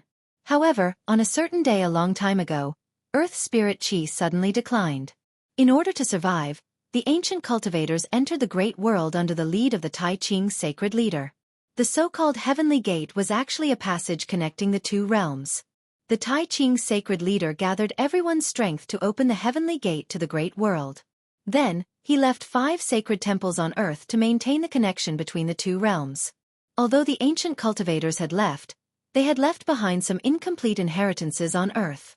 Thus, the ordinary people left on Earth evolved all kinds of cultivation methods based on these legacies, such as necromancers, martial artists, yin-yang masters, and so on.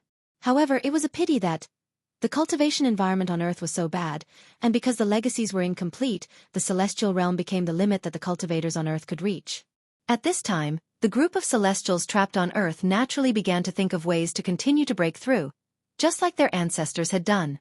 Later on, they should have found a way to communicate with the Great World, so there were many legends about the Heavenly Gate in this world. Once the Heavenly Gate was opened, one could ascend. However, they didn't know that the opening of the Heavenly Gate was not controlled by the ancient cultivators. The Tai Ching Sacred Leader gathered everyone's strength to forcibly open a passage to the Great World.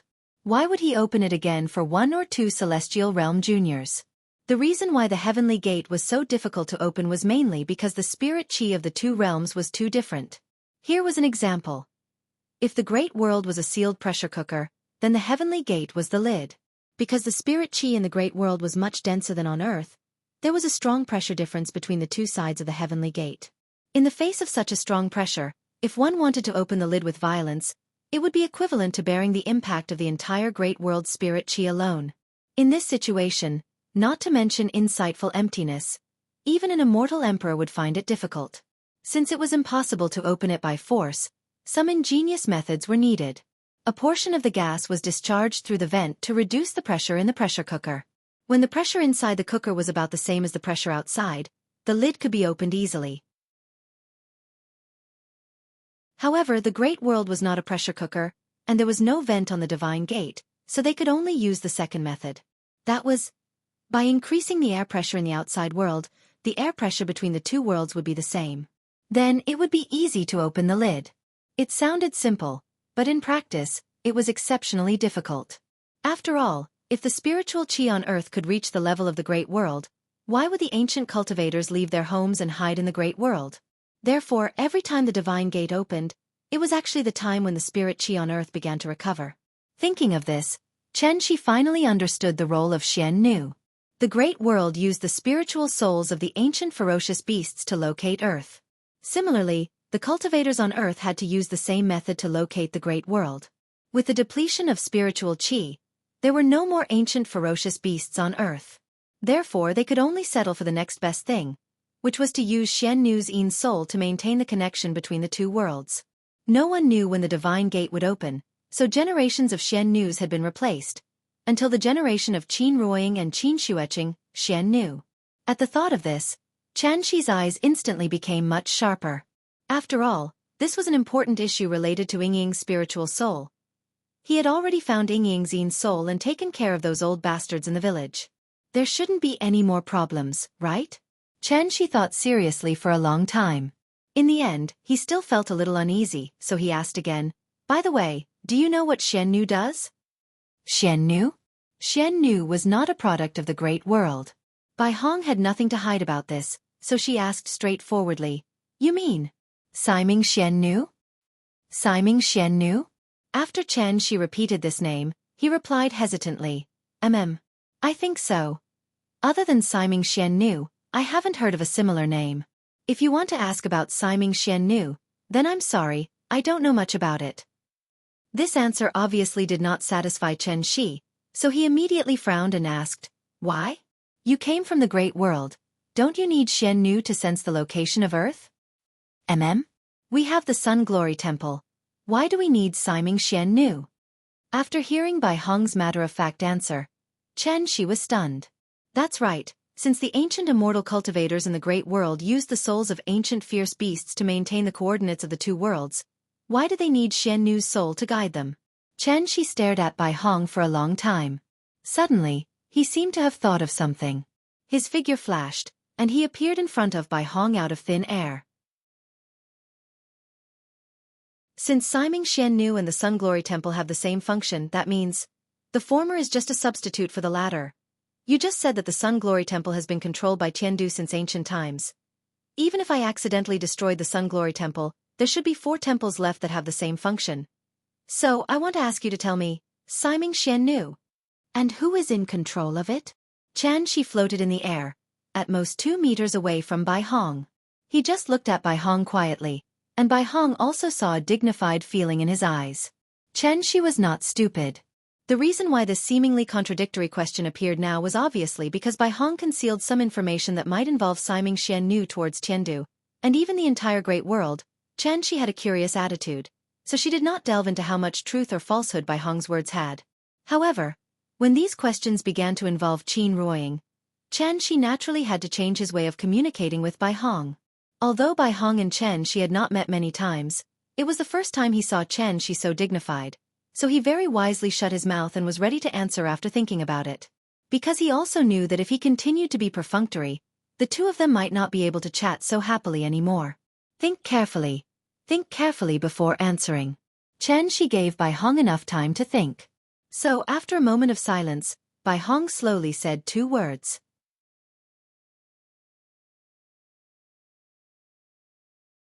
Chapter 322. Attention to all bosses. A bug has appeared. The previous chapter has been modified. Chapter 321. The correct way to open the divine gate. Please review it. Please forgive us if we have caused you any inconvenience. Sorry. Arbiter of Fate Xiannu. The truth was just as Chen Shi thought. Arbiter of Fate Xiannu was indeed the guide for cultivators to ascend to the great world. Through a secret technique, the elders placed Arbiter of Fate Xiannu's earthly soul into the soul mirror, thereby establishing a connection with the great world. There were 2 sides to the soul mirror. One was in celestial capital, and the other was on earth. Just like a wired telephone, Arbiter of Fate Xiannu's earthly soul was the most important telephone line. However, Xiannu herself was only a mortal. Therefore, when they became Xiannu, their earthly souls had to be at their most stable and strong. That is, between 10 and 30 years old. Just like an old saying, a person will pass noon after 30 days. Once a person's age exceeded 30, their body's various functions would gradually decline, and they would go downhill. The so-called Arbiter of Fate was the mandate of the heavens. According to the village's tradition, becoming Arbiter of Fate Xiannu was a very glorious and fortunate thing. However, only the elders knew. Even after Arbiter of Fate Xiannu left office, the earthly soul would not be returned to them. The moment they became Arbiter of Fate Xiannu, they were destined to have 1 less soul than ordinary people. If one of the 3 souls was missing, they could not be considered a complete person. Therefore, every time Arbiter of Fate Xiannu left office, their bodies would suddenly become very weak, as if they had leukemia. They would be weak all over and fall sick easily. In addition, the effects of the soul recovery soup would gradually weaken, and the consequences of losing one of the 3 souls would gradually become apparent. Arbiter of Fate Xiannu usually did not live past 35 years old. It was also because of this that Qin Ruoying's mother died young. Of course, Arbiter of Fate Xiannu's function was obviously not limited to this. Through Bai Hong's explanation, Chen Shi was surprised to learn that the Arbiter of Fate Xiannu had another use, and that was, cultivators in the great world could use the Arbiter of Fate Xiannu to check the condition of Earth's spiritual energy and selectively open the heavenly gates. Other than that, even Bai Hong wasn't sure if Siming Xiannu had any other secrets. As a result, after telling Xianxia everything he knew, he said calmly, "That's all I know. If you still don't believe me, you can search my soul." Bai Hong's temperament was originally cold and arrogant. Now that she had become Xianxia's prisoner and had unwillingly confessed some things under his interrogation, she naturally felt very uncomfortable in her heart.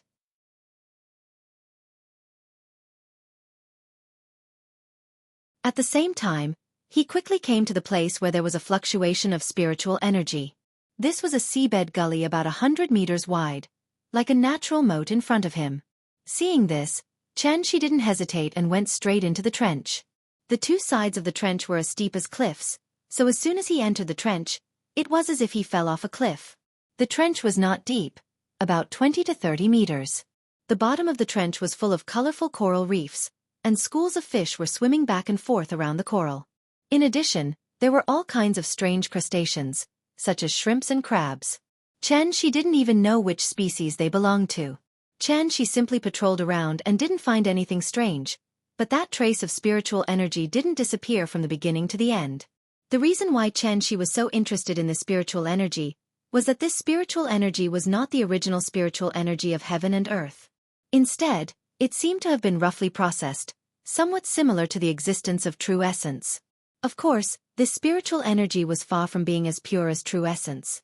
The spiritual energy was too scattered, and he couldn't find the specific location, so after Xianxia patrolled again, he was ready to leave.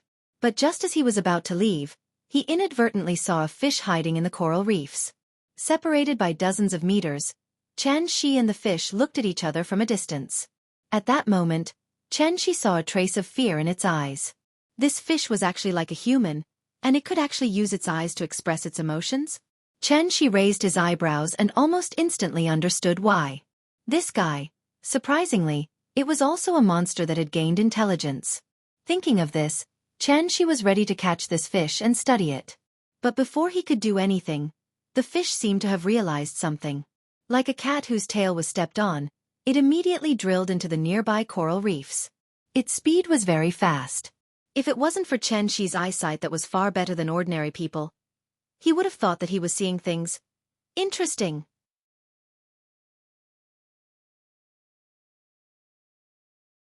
Chapter 323. A fish that had awakened its intelligence. Obviously, this fish was like the big cat. Because it encountered some kind of opportunity, it opened its own path of cultivation. However, the big cat's original form was a leopard. Leopards were at the top of the food chain. Therefore, before they gained intelligence, the big cat's chances of survival were naturally much higher than the fish in front of him. It was just a small fish, not a shark or a whale. Could it overturn rivers and seas? Fish were like rabbits, weak and timid. Even the slightest movement could frighten them, not to mention that this was a fish with intelligence comparable to that of a human. Therefore, when the fish realized that Xianxia had found it, it quickly drilled into the coral reef, wanting to hide as far away from this human as possible. But regrettably, the person it encountered today was not those diving enthusiasts who wore swimsuits and carried oxygen tanks, but immortal cultivators who protected their bodies with vital energy. Even if they were in the water, they were like birds soaring in the sky. The coral reef in front of him was very lush. It was as difficult as looking for a needle in a haystack to find this living fish. But fortunately, Xianxia was no longer the same as before. After this period of recovery, his soul injury had recovered a little, and the range of his divine sense had naturally increased a lot. Therefore, Xianxia, with the help of the soul crystal, allowed his divine sense to cover more than half of the trench in an instant. Wherever his divine sense went, even if it was a drop in the ocean, Xianxia could see it all. Then, Xianxia found the fish in the deepest part of the coral reef.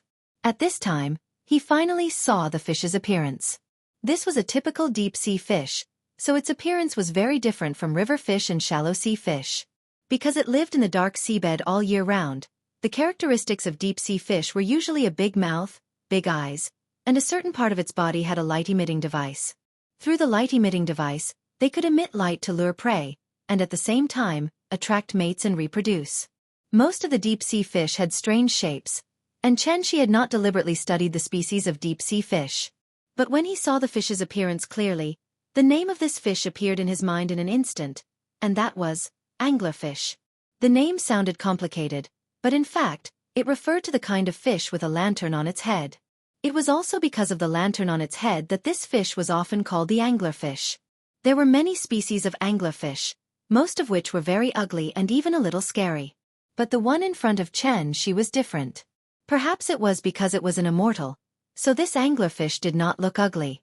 Instead, it gave people a feeling of stupidity and cute. Looking at it carefully, it was a fish of the Asian anglerfish. Unlike an anglerfish's body it had a layer of golden scales on its body. Looked like the protagonist of the clownfish in Finding Nemo. Its body was as fat as a basketball, and it had a lantern on its head. Looking at its silly appearance and its timid little eyes. So, Xianxia made a decision in an instant, and that was to catch it and bring it back to Nian as a pet. As for fish, although it could not be held in the hand to play with at all times, it could be placed in the fish tank for viewing. Thinking of this, Xianxia smiled and flew over the coral reef where the fish was. This unlucky anglerfish hid timidly in the coral reef, and probably would never understand. Why was he so unlucky? In the courtyard. When the little girl was awakened by a burst of clatter-clatter noise, she lay by the window with a dull look in her eyes. In the courtyard. Several workers were moving a huge fish tank to the steps of the west wing under Xianxia's command. Mama, what are they doing? After looking for a while, the little girl rubbed her eyes, and then obediently went to the bathroom under Qin Ruing's lead. Daddy bought you a fish, so we have to put a fish tank at home to raise fish. Qin Ruing explained with a smile. But this little thing seemed to have misunderstood, so she pouted and muttered softly, I don't like to eat fish, fish of bones. Hearing this, Qin Ruing was a little dumbfounded. She pinched her little face and explained, this fish is not for eating. Not for eating? Then what is it for? For you to see. I don't want to see. I don't like fish. Because fish had bones, she didn't like to eat fish, and then she didn't like this kind of animal. Seeing this, Qin Ruing didn't say anything more to her. Anyway, she would be able to see the fish in a while. After the little girl finished her breakfast under Qin Ruing's care, she carried the big cat and stepped out of the west wing door. When Xianxia saw her coming out, he shouted for her to come to his side. Nian, come, Daddy bought you a new pet, do you like it? As he said that, Xianxia carried her to the fish tank. This fish tank was 3 to 4 meters long, and placed on the steps of the west wing, it almost blocked the wall. However, when the little fellow saw the dull gray stones and the strangely shaped corals, it shook its head with a stupefied expression. It was obvious that her heart didn't waver. Seeing this, Xianxia immediately put his right hand on the panel on the side of the fish tank, and then said to her mysteriously, Dang dang dang, it's time to witness a miracle. After saying that, Xianxia pressed the light switch of the fish tank. Because of the refraction of light, a fish tank without lights and a fish tank with lights on were simply two different things. Therefore, the moment the light was turned on, the little thing's eyes suddenly lit up. Corals, shells, and seaweed, these things that came from the sea, under the illumination of the lights, suddenly presented a dreamy beauty. Oh, it's so beautiful! Seeing that the fish tank was so beautiful, the little girl suddenly cried out happily. The guests entered, but the protagonist didn't appear for a long time. Therefore, Xianxia patted the fish tank, and quietly released a stream of vital essence. At this time, the silly anteater was like a cat whose tail was stepped on, and suddenly came out of the coral cave. Papa! Fish! It has a lantern on its head. After seeing the silly anteater, the little girl was immediately attracted by the lantern on its head. She was already very excited, but the big cat in her arms was even more excited. The moment the anteater appeared, the big cat jumped out of the little girl's arms directly to the top of the fish tank, and then stretched out its claws to catch the fish. What was happiness? Happiness was when cats ate fish, dogs ate meat, and Ultraman beat up small monsters. The big cat also noticed that the fish was not simple, so it wanted to weigh how much it weighed.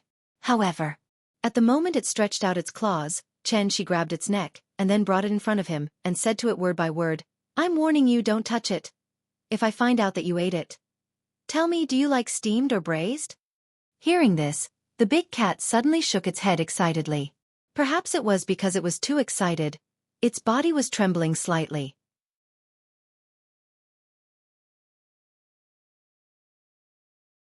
Chapter 324. With the appearance of the fish tank, the huge courtyard finally had one more permanent resident. This anglerfish's head was very big, so when the little guy asked what it should be called, Xianxia decisively gave it a name, Big Head. It was especially vivid and vivid. At the same time, it sounded like it complemented the two words, Big Cat. Big Head? Because her vocabulary was too small, after the little one whispered the name in her mouth, she said with a happy face, Big Head sounds good. This is Big Cat. This is Big Head. Fish, you'll be called Big Head from now on. Okay. Big Head was a deep-sea fish and had never been in contact with humans, so it naturally didn't understand what the little one was saying. However, although it didn't understand what the little one was saying, the big cat next to it understood.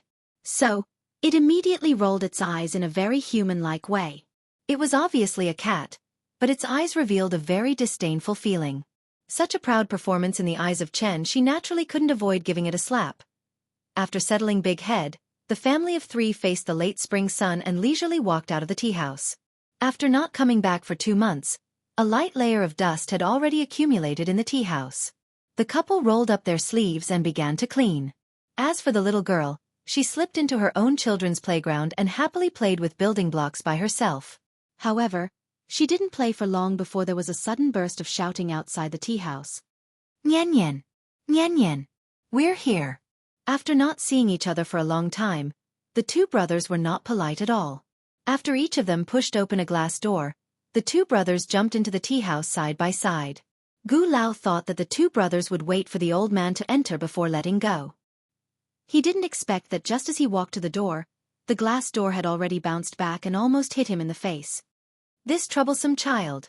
Seeing this, Gu Lao helplessly shook his head, then opened the door and greeted Xianxia and his wife.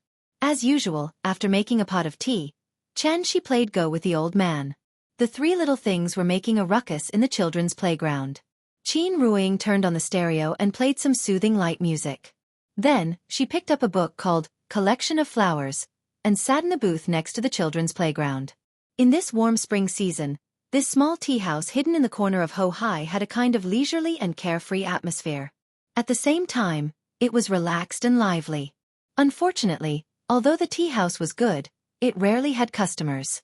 Today was not the weekend, so it was not until Gu Lao brought the 2 brothers home for lunch that the door of the tea house was finally pushed open. He was still not a guest. The little fellow looked up. Wasn't this person Xiao Yuan, whom he hadn't seen for a long time? She didn't contact Xianxia in advance, but she didn't expect that she would coincidentally rush over on the first day of the tea house's opening. If I remember correctly, Beijing Normal University is not that close to Ho Hai, right? Why did she just happen to wander over? Boss. Xiao Yuan had just walked into the tea house when she looked up and saw Chen Shi and his family sitting around a tea table preparing to eat. Therefore, she immediately lowered her head in embarrassment. She felt like she was here to freeload. Sister, you're here. Let's eat. Come. The little fellow waved the chopsticks in his hand and shouted excitedly. In fact, since the end of the winter vacation, Xiao Yuan would visit Ho Hai every day. She wanted to come over and help when the tea house opened. She didn't know why she liked to come here. Repaying kindness was only one reason. On the other hand, it was probably because of the boss family of 3. Although the boss didn't look much older than her, he always gave people the feeling that he had seen the world. Coupled with the knowledgeable and virtuous lady boss, as well as the lively and cute little guy, Xiao Yuan always wanted to follow them around and learn from them in detail. This was not homework, nor was it work. It was an attitude towards life. As the saying goes, one is marked by the company one keeps. Birds of a feather flock together. Xiao Yuan felt that she might have met the light in her life. Unknowingly, she was influenced by the husband and wife, which caused her to have a change from the inside out. This change wasn't obvious, but hidden.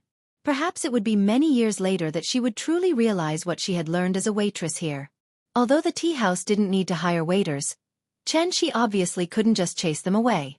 Therefore, after Xiao Yuan repeatedly promised that she wouldn't fall behind in her homework, Xianxia finally gave her the keys to the tea house.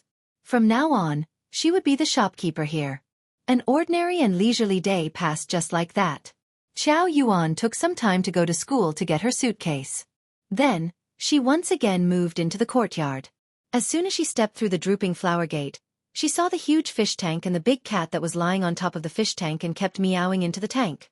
Every time the big cat meowed, Big Head would immediately spit out a series of bubbles as if it was responding to it. The fish and the cat were communicating in a way that was completely incomprehensible to humans. Is this a anglerfish? The moment she saw the fish, such a question appeared in Xiao Yuan's mind. If she remembered correctly, the anglerfish should not have scales, right? This fish. What kind of fish was it? Why did it feel a little strange? Although Xiao Yuan felt that it was a little strange, she didn't ask much. She had already made up her mind to follow the boss in the future. She would see more, learn more and do more. Although she was only a waitress in the tea house, when she held the keys to the tea house, a fighting spirit ignited in her heart for no reason. The peaceful and indifferent life kept repeating itself. Time flew by, and in the blink of an eye, it was summer. This morning, while the little girl was feeding the fish, Xianxia quietly came to her side, and then asked mysteriously, "Nian Nian, come, Daddy wants to ask you a question. Do you know what day it is tomorrow?" Hearing this, the little girl tilted her head and thought for a while. But after thinking for a long time, she still couldn't think of a reason, so she shook her head blankly. "Think again." Xianxia asked again. But the little girl shook her head again. Xianxia had no choice but to cough lightly and remind her, "Today is May 5th. Hearing this, the little girl still didn't seem to react, and the expression on her face looked very cute. Xianxia was silent. Then he suddenly raised both hands like a child, and shouted very exaggeratedly, "Today is your birthday. Are you happy?" "Birthday?" The little girl was obviously stunned, but then, as if nothing had happened, she turned around and continued to throw minced meat into the fish tank. Big Head opened its bloody mouth. Every time it swallowed a piece of minced meat, it happily turned around in the water. And the big cat was lying on the side, and from time to time, it would poke its head out to snatch a piece of meat to eat. This behavior made Big Head so angry that it kept bubbling in its mouth. This scene made Xianxia stunned. Strange. Nian Nian's reaction was not right. But after thinking about it, Xianxia understood what was going on with the little girl.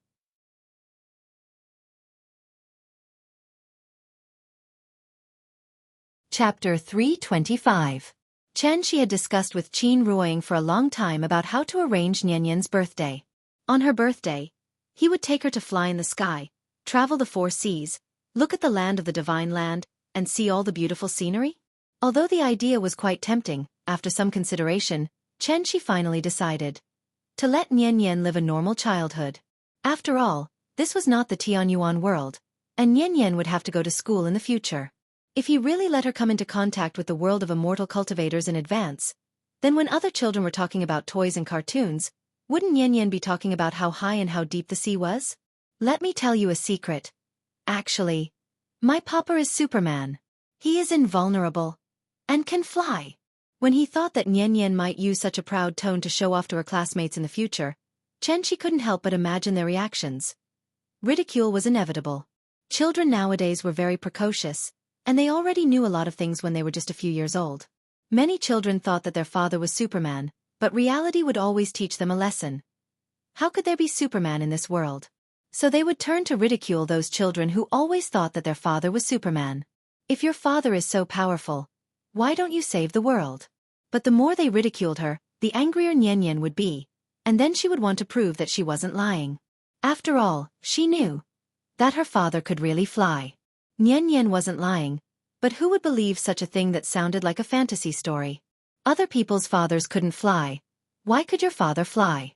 From the moment she said that her father was Superman, Nian Nian was no longer sociable, so everyone only ridiculed her even more. She said that her father is Superman. Do you believe it? I don't believe it. She must be bragging. Mom said not to play with bragging children. We have to stay away from her. Bragging King Ba. Of course, she didn't want to see such a thing happen, so after much consideration, he decided to arrange an ordinary and happy birthday for Nian Nian. Even if he didn't take her to fly, she believed this day would be the best memory of Nian Nian's life.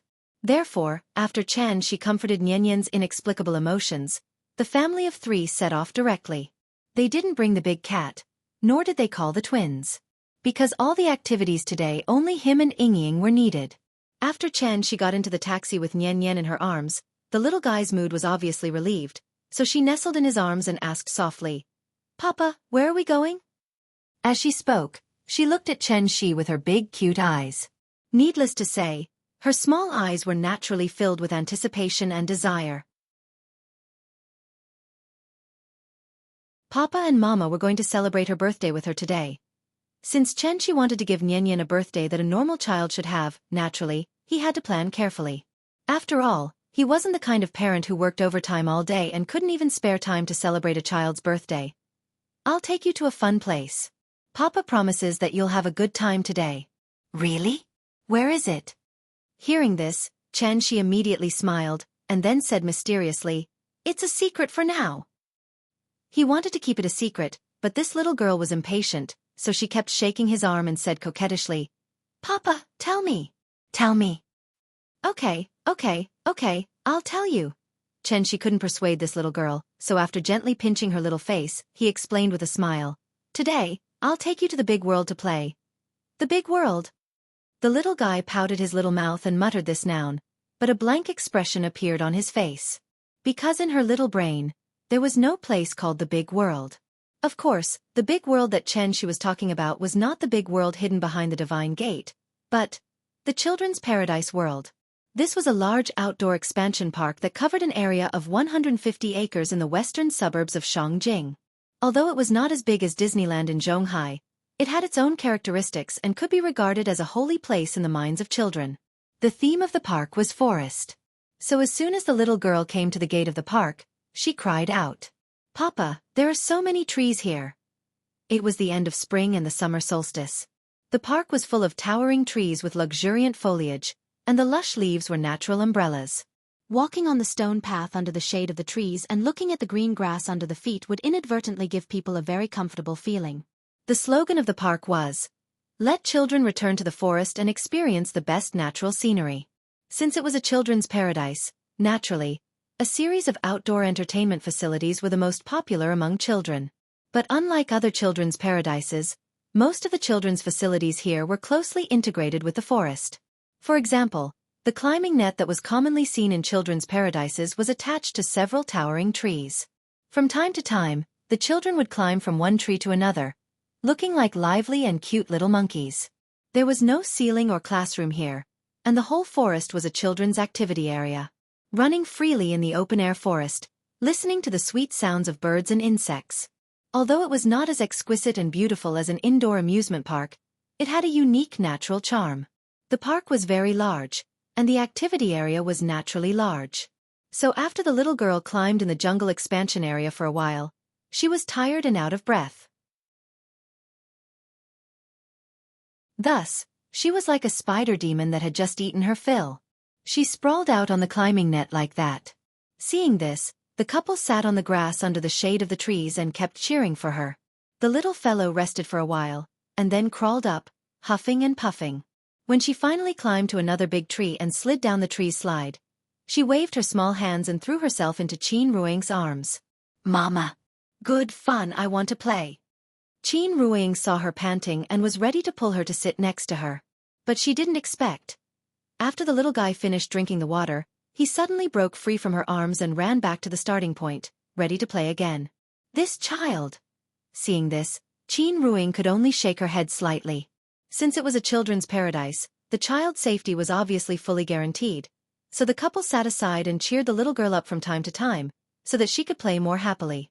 It wasn't that Nian hadn't used these facilities before, but she still had a lot of fun today.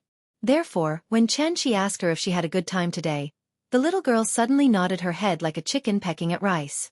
It was good that she was happy. Only when she was happy, it was considered a birthday.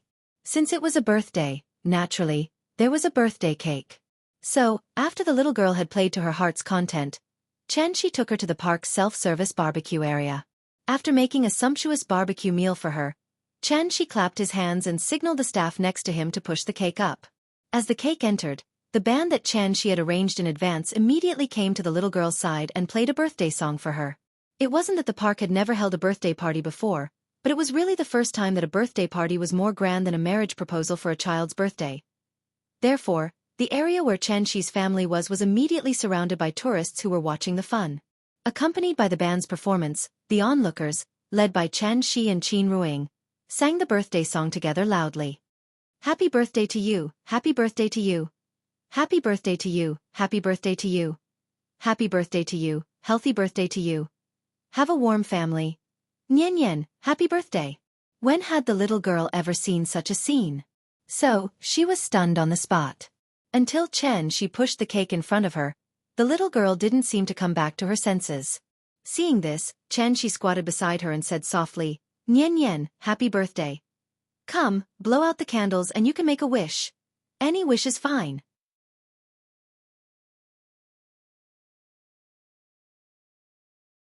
Chapter 326. Birthday Wish? Looking at the crowd of onlookers, the little girl couldn't help but feel a little dazed, so she timidly grabbed Xianxi's arm. She looked like she had stage fright. In fact, Aunt Zhang had celebrated her birthday before, but she had never mentioned anything about birthday wishes. After all, she was old and naturally did not know much about foreign culture. In the past, her family was poor. A red egg and a bowl of longevity noodles were the best birthday gifts for children. As for birthday cakes, in Aunt Zhang's eyes, those were just snacks that children liked to eat. Since Nian Nian liked them, she would buy them for her. Therefore, Aunt Zhang did not have any concept of making a birthday wish on her birthday, so she had never arranged for it for her. Nian Nian, what birthday wish do you have? Today is your birthday, so you just have to make a wish now. After you blow out the candles, your wish will come true. Xianxia hugged the little girl and explained patiently in her ear. The little girl curled up in Xianxi's arms. After looking up at Xianxia, she pouted and shook her head, as if she could not think of anything she wanted. Seeing this, Xianxia tried to guide her. Nian Nian, you can only make a birthday wish once a year. Don't you have anything in particular that you want? For example, if you want to eat something, play something, or go somewhere, you can tell me now. Daddy promises to satisfy you. Hearing this, the little girl seemed to finally understand the concept of birthday wish. Therefore she pouted and asked hesitantly, Can I really make anything come true? Ahem. This question made Xianxia pause for a moment.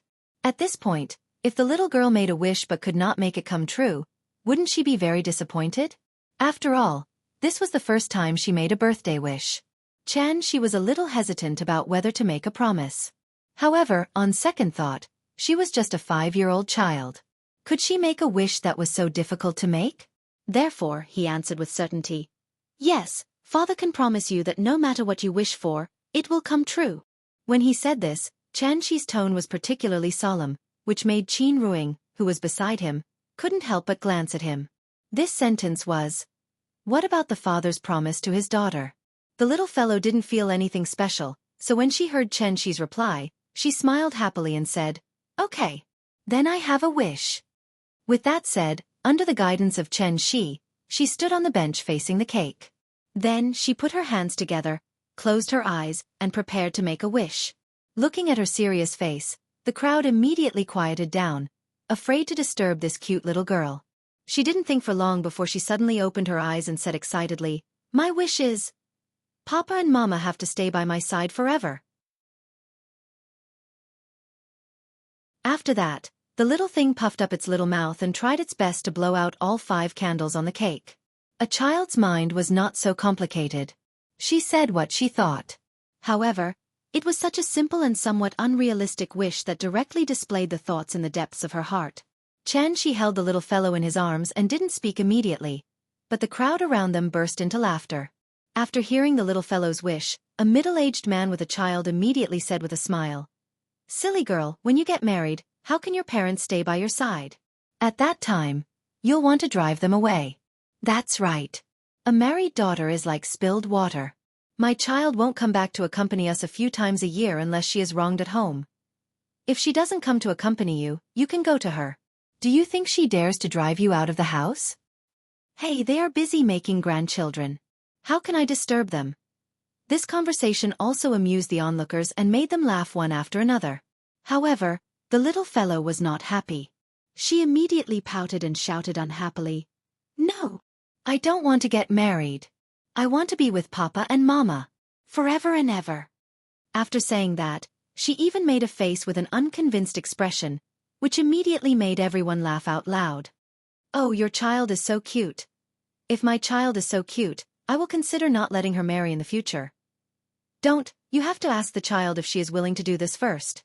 Otherwise, it will be too late for you to regret it if they elope. Don't jinx it."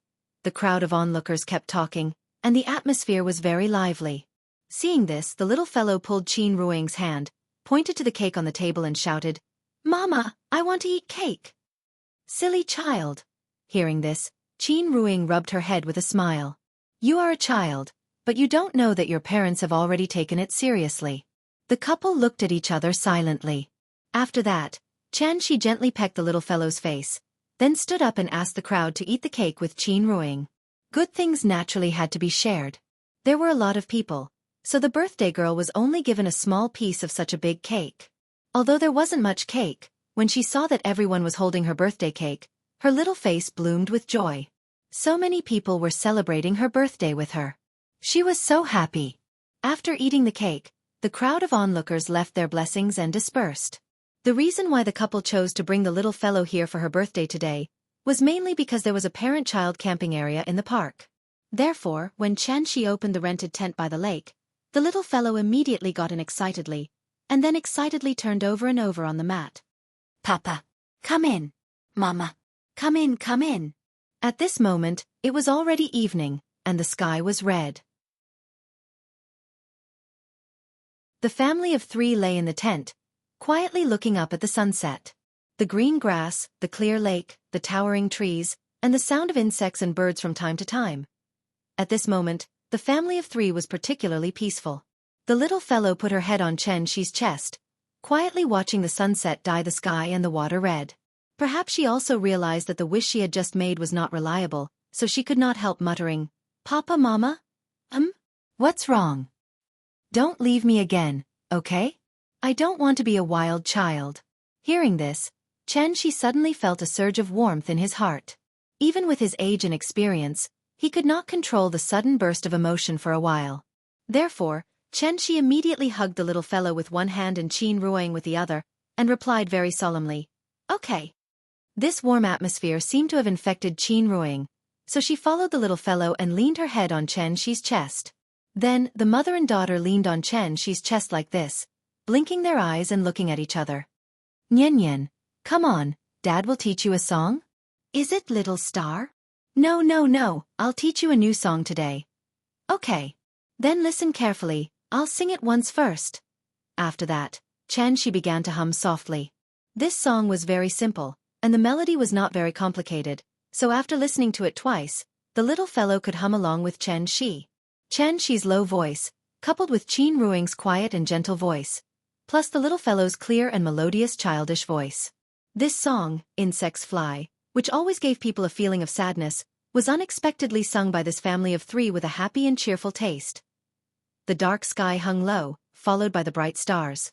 Insects fly, who are you thinking of? The stars in the sky shed tears, the roses on the ground withered. The cold wind blows, as long as you're with me. Insects fly, flowers sleep, pairs after pairs are beautiful.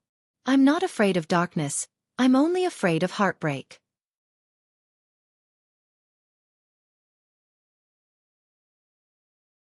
Chapter 327.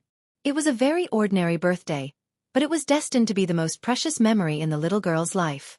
There was a gentle breeze by the lakeside, a lush green meadow, and a lush forest.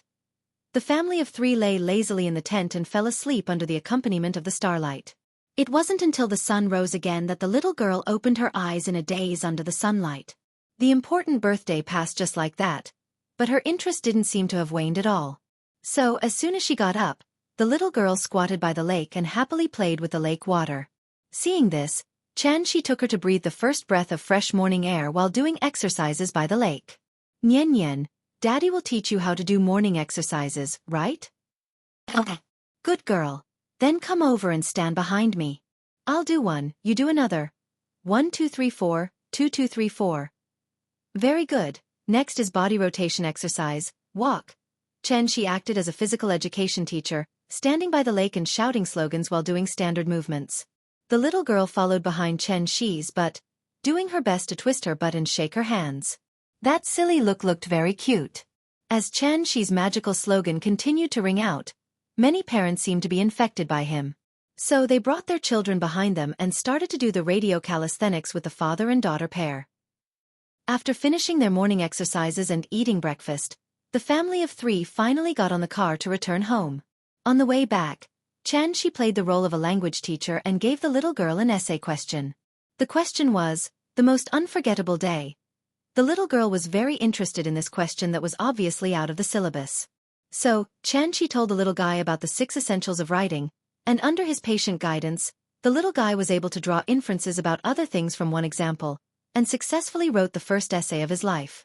The only regret was, Nian still didn't know how to write, so there was no way to write this essay on paper. However, Xianxia believed that when Nian attended language classes in the future, this piece of the most unforgettable day would definitely become a model for her teacher's lectures. Under their tutelage, Nian would definitely become an excellent Chinese class representative in the future. In this regard, Xianxia was full of confidence. It was a sunny afternoon in Ho-Hai, a quiet and cozy little tea house. The leisurely days passed by slowly.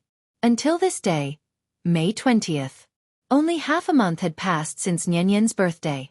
Logically speaking, with the dry summer weather, there should be very little fog in the morning. But today, he didn't know why. In the morning, as soon as the little girl opened the door, she saw a foggy scene, as if winter was coming.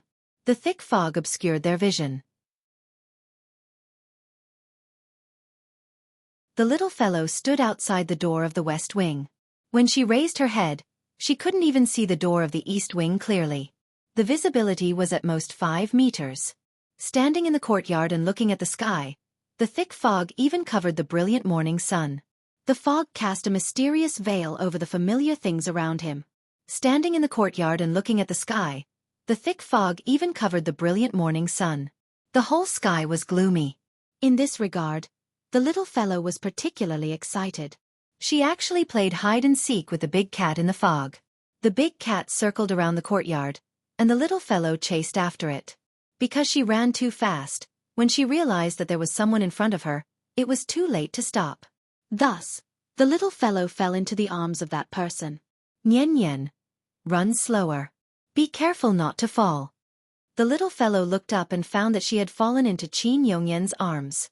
She immediately opened her mouth and sweetly called, "Grandpa, good girl, go play." Qin Yongyan touched the little fellow's head, and then gently let go of her. After this period of cultivation, Qin Yongyan's cultivation had improved by leaps and bounds.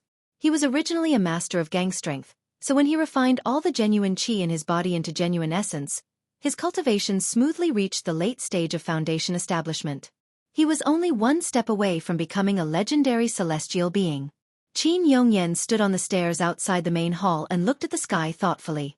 Only then did he turn his head to look at the west wing. Then, he suddenly nodded in that direction, as if he was greeting someone. The little fellow continued to chase the big cat in the courtyard. Suddenly, a pair of big hands stretched out from the fog and directly picked up the naughty little fellow from the ground. Nian, stop playing. It's time for breakfast. Xianxia's gentle voice rang in the little fellow's ears. So the little fellow immediately put her arms around Xianxia's neck and said coquettishly, "Papa, I want to eat crystal shrimp dumplings." Didn't you say you wanted to eat soup dumplings today? No soup dumplings. I want crystal shrimp dumplings. Xianxia was obviously prepared for this little fellow who often changed her mind, so he pinched her nose and said with a smile, "I knew you would do this. Let's go. We have both. You can eat whichever you like. Papa is so nice." It was obvious that this sudden fog was a sign of the arrival of the heavenly anomaly. Just as Bai Hong had said, the gate of heaven would open again very soon. Xianxia didn't think too much about this. The gate of heaven opened for a limited time each time. Even if the people of Heaven Capital were determined to investigate, what could they find in such a short time? The village had been destroyed, and Bai Hong and her people were either dead or injured. They were still locked in the cave at the bottom of the sea. Everything that needed to be dealt with had already been arranged properly. Who would know that he was the one who did all this? What's more, even if they knew, what could they do?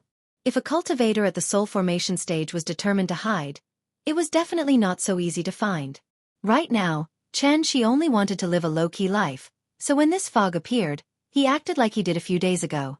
He ate, slept, and acted as if everything had nothing to do with him. Therefore, after the family of three had breakfast, they prepared to open the tea house as usual. But just as they were about to walk out of the courtyard, Qin Ruiying suddenly stopped. She frowned and looked a little uncomfortable. Ying? What's wrong? Xianxia immediately noticed Qin Ruiying's strangeness, so he hurried to her side and held her hand very nervously. Nothing. I just felt a little dizzy just now. I'm fine now. Hearing this, Xianxia couldn't help but look at Qin Ruiying with slight surprise. Dizzy? What a joke. What's Ying's cultivation level? How could she feel dizzy? At the thought of this, Xianxia immediately released a trace of true essence, and then carefully sorted out Qin Ruiying's physical condition. He didn't find any problems. But the more it was like this, the more worried Xianxia was. Ying could get sick? Xianxia's expression was a little uncertain. In order not to worry him, Qin Ruiying seriously felt her own situation, and then said with a smile, It's really nothing. Maybe it's because I was a little absent-minded just now, so I felt like this. Now I'm fine. Qin Ruiying signaled Xianxia not to worry. At this time the little fellow who had already run out of the door with Qiao Yuan, turned her head and found that her parents didn't follow, so she quickly ran back. Papa? What's wrong? The little fellow looked at Xianxia in confusion. Seeing his dignified look, she carefully stretched out her small hand and pulled the corner of Xianxia's clothes. Xianxia was silent for a while, and then suddenly said to Qiao Yuan, Xiao, you go and open the door first. Ying is a little uncomfortable today. I'll take her to the hospital. Okay, boss. I'll go and open the door first. After Qiao Yuan left, Xianxia ignored Qin Ruiying's objection and took her directly back to the room. Nian, Papa is going to check Mama's body. You watch cartoons by yourself first. When Papa is sure that Mama is fine, I'll take you to the tea house, okay? Okay. The little fellow nodded very sensibly, and then sat on the bed obediently. Seeing Xianxia's dignified look, Qin Ruiying gently squeezed his hand and said with a smile, I'm really fine. Hearing this, Xianxia directly interrupted her, and then said with a serious face, Good girl, I'll check whether you're fine or not.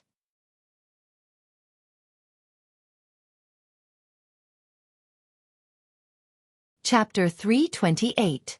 Some people could become a world-class superstar by playing football, while others could become an Olympic champion by diving.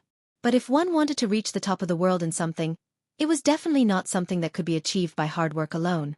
Everything had to be about talent.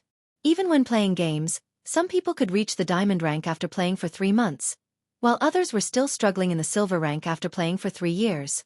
There were geniuses in all walks of life, but in this world, most of them were ordinary people who could not even compare to others in playing games. Qin Ruiying was such an ordinary person. At least, in terms of cultivation, she really did not have any outstanding points.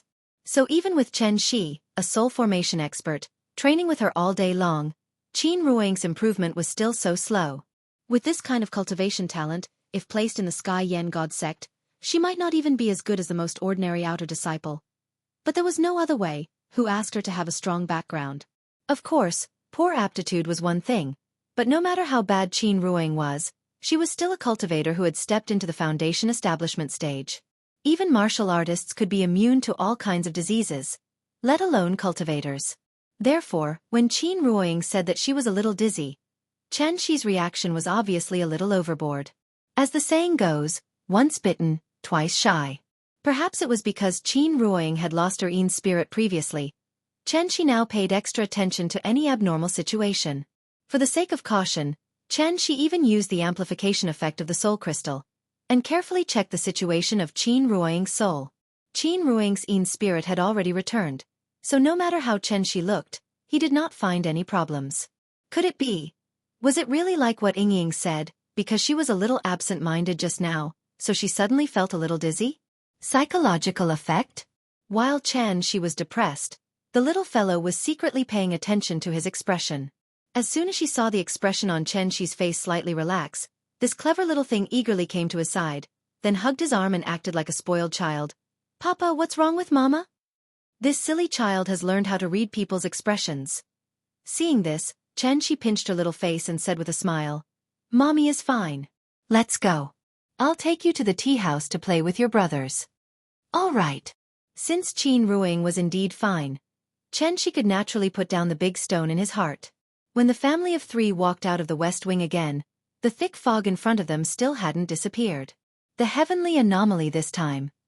Could it have happened in Shangjing? Xianxia looked up at the sky and observed for a while. In the end, he did not want to go and investigate. Instead, he carried the little fellow and walked straight into the tea house. Whether it was the recovery of spirit energy or the opening of the heavenly gates, none of this had anything to do with Xianxia. Whether it was in the past or in the present, his ambition had never changed, and that was 30 mu of land, a cow, and a warm bed for his wife and children. Just a few simple sayings, but they were enough to describe the ideal life in his heart. While Xianxia was busy accompanying his wife and children, Xiachen Glacier, Beiyao Temple. Xianxia had long guessed that someone might come to the Beiyao Temple to check the situation, so he removed the restrictions outside the temple long ago. At the top of the snowy mountain, the wind and snow seemed to never calm down for a moment. The mountain wind whistled past, mixed with bursts of snowflakes fluttering in the air. It was obviously a beautiful dynamic picture, but it gave people a sense of peace and tranquility. At this moment, it seemed that even time had stopped. In the wind and snow, two figures were particularly conspicuous like two drops of ink on a piece of rice paper. One of them was relatively young, about 30 years old. The other person's hair and beard were all white, and he wore a green robe. He seemed to have a kind of sage-like charm.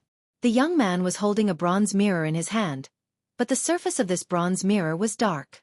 But there was something strange about it. There was a metallic luster flowing on the surface of the black mirror. From afar, this bronze mirror looked like a black hole, with a mysterious and wonderful beauty. "Master, if the records of the divination pavilion are not wrong, the Beiyao Temple should be here."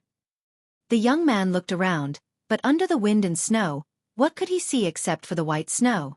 The snow had already drowned everything. The old man frowned and cast his gaze on a snowy area. Immediately after, he gently waved his sleeve, and an invisible force suddenly burst out. Like a stone smashing into water, the accumulated snow on the snowy ground immediately exploded and scattered in all directions, turning into snowflakes that fluttered in the air. Then, the old man waved his sleeve again, and a gust of wind suddenly blew in the air. In an instant, the snow that covered the sky and the sun was all blown to another mountain top. The wind and snow suddenly stopped. A black building suddenly appeared in the old man's line of sight. This unopened sacred hall was like a flower bud waiting to bloom, standing alone on the mountain peak. Seeing this, the young man immediately soared into the air and flew above the hall in the blink of an eye. He held the mirror and looked at the hall. Immediately, as if some mechanism had been activated, a series of ka-ka rotating sounds could be heard in the hall. Then, this black hole slowly bloomed under the young man's slightly bewildered eyes. "This is the Beiyao Temple." The young man landed in the center of the hall and carefully looked at the strange patterns on the floor. But just as he was curious about the things around him, the old man suddenly called out to him. "Wuxia, there's no need to look. Let's go." Hearing this, the young man called Wuxia immediately flew back to the old man's side, and then asked with a puzzled expression, "Master, what happened to this temple?" "The evil spirit has been destroyed, and the soul crystal has been lost. Without these two cores, the Beiyao Temple can be considered to be completely destroyed. Is there no way to repair it?" "There's no way." The old man shook his head, then suddenly asked, "Wuxia, carefully feel the aura here and see if you can sense anything?" "Okay." After hearing the old man's words, the young man sat cross-legged in the air, held his breath, and carefully felt the surrounding spirit of heaven and earth. "Master, this place seems to have the aura of senior brother Baihong. He should have been here before. Is that so?" After the old man glanced at the black lotus below, he waved his sleeve again. The wind and snow all over the sky suddenly surged. The old man did not use true essence to protect his body. Instead, he allowed the goose feather-like snow to continuously fall on his body. Therefore, in a short while, the old man's body was covered with a shallow layer of white snow. They came in a hurry, and they left in a hurry. If I'm not wrong, they're probably dead by now. What? Hearing this, the young man's face couldn't help but change drastically. He looked quite excited and asked, "There is still someone in the lower realm who can hurt senior brother? Why not? Moreover, are you so sure that the person who hurt them must be from the lower realm?" "Master, I don't understand what you mean." "If you don't understand, think more." Seeing the old man's serious expression, the young man wisely shut his mouth. Then, the old man thoughtfully looked at the bronze mirror in the young man's hand. "Let's talk about this later. The most important thing now is how to deal with the prophecy left by the divine ancestor. The Beiyao temple is destroyed, and one of the 5 is missing. Perhaps the divine ancestor expected this to happen back then, so he left this soul mirror behind. Let's go to the All Saints Valley first. I hope nothing happened to the inheritance of Si Ming Xian Nu."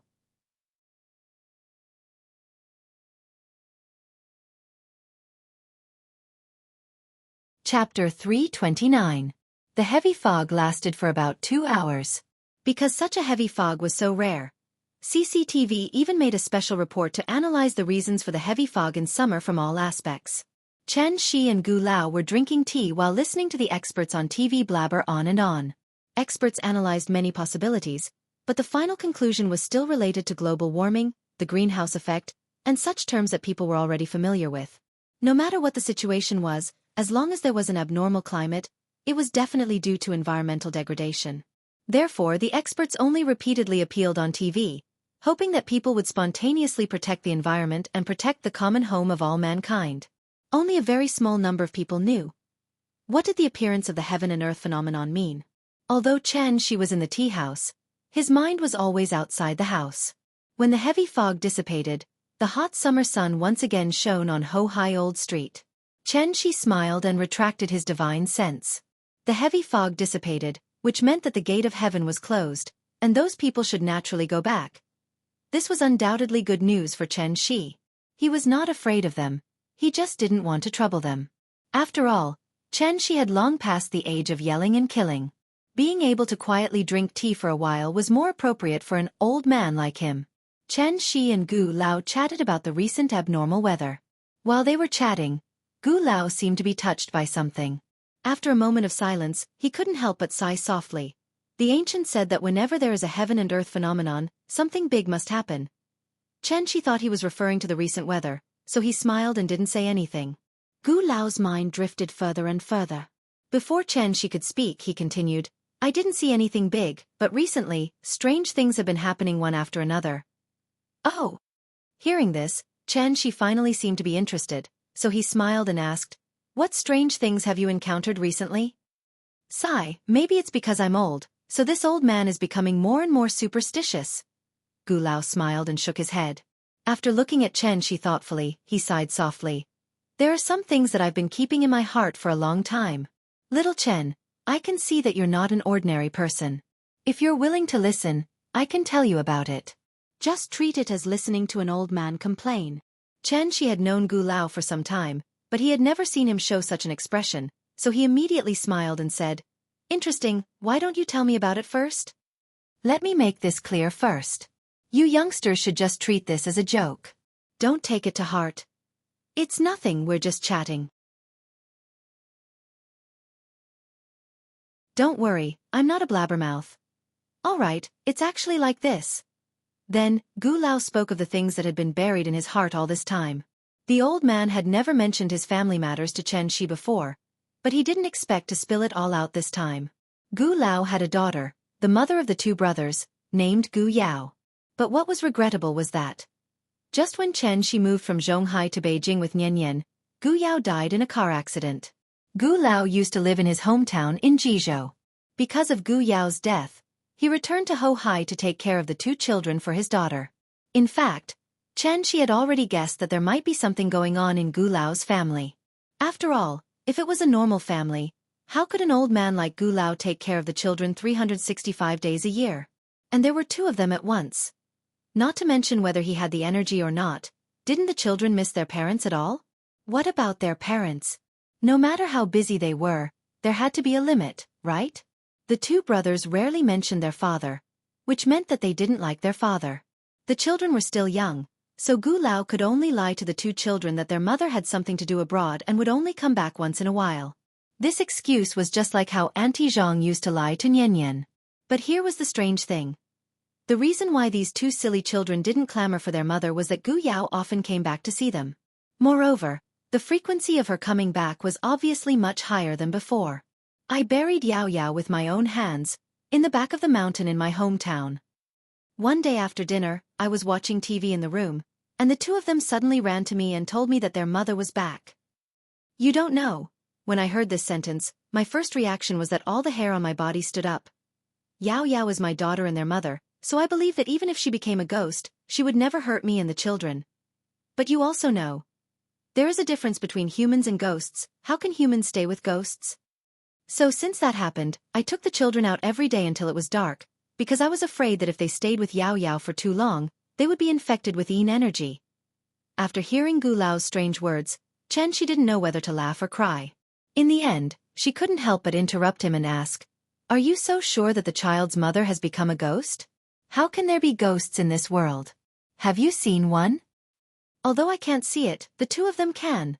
Speaking of this, Gu Lao turned to the direction of the children's park and asked loudly, when was the last time your mother came back?" The older brother was busy playing marbles with the little guy, so the one who answered was the younger brother. "Yesterday. Mom just came back yesterday." After that, the younger brother immediately lay back on the cushion, because it was his turn to play. The three children played happily in the children's park, but Gu Lao could only shake his head and sigh. In this regard, Xianxia didn't know what to say. Ghosts. It's just a lingering spirit after death. From the perspective of immortal cultivators, the spirit was just a kind of pure and weak energy body. It couldn't even be called a life. Everything has a spirit. Not only human beings will leave behind a spirit after death. If it's a spirit left behind by a living creature, it will retain some memories of its life, but it won't be more than 7 days. It's also because the spirit is pure enough that it's easier for the spirit to come into contact with the origin of all things. Heaven and earth spiritual qi. Take a human as an example. If soon after a person's death, the spirit happens to float to a place with rich heaven and earth spiritual qi, then it's very likely that it will merge with the heaven and earth spiritual qi and exist in the world as a more powerful energy body. The spirit isn't scary, because they were just weak mortals, animals or even plants when they were alive. A little bit of heaven and earth spiritual qi only provided them with a chance to continue to exist in the world.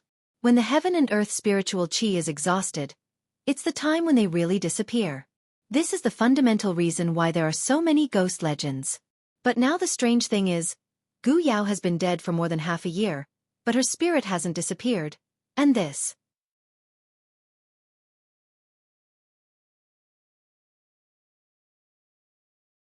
Chapter 330. Things like ghosts. In fact, they weren't as mysterious as the legend said. They were just a kind of energy body, so ordinary people couldn't see them at all. But if the ghost suddenly condensed too much Yin energy for some unknown reason, it would cause the ghost's soul body to materialize. It was precisely because of this that ordinary people could see ghosts.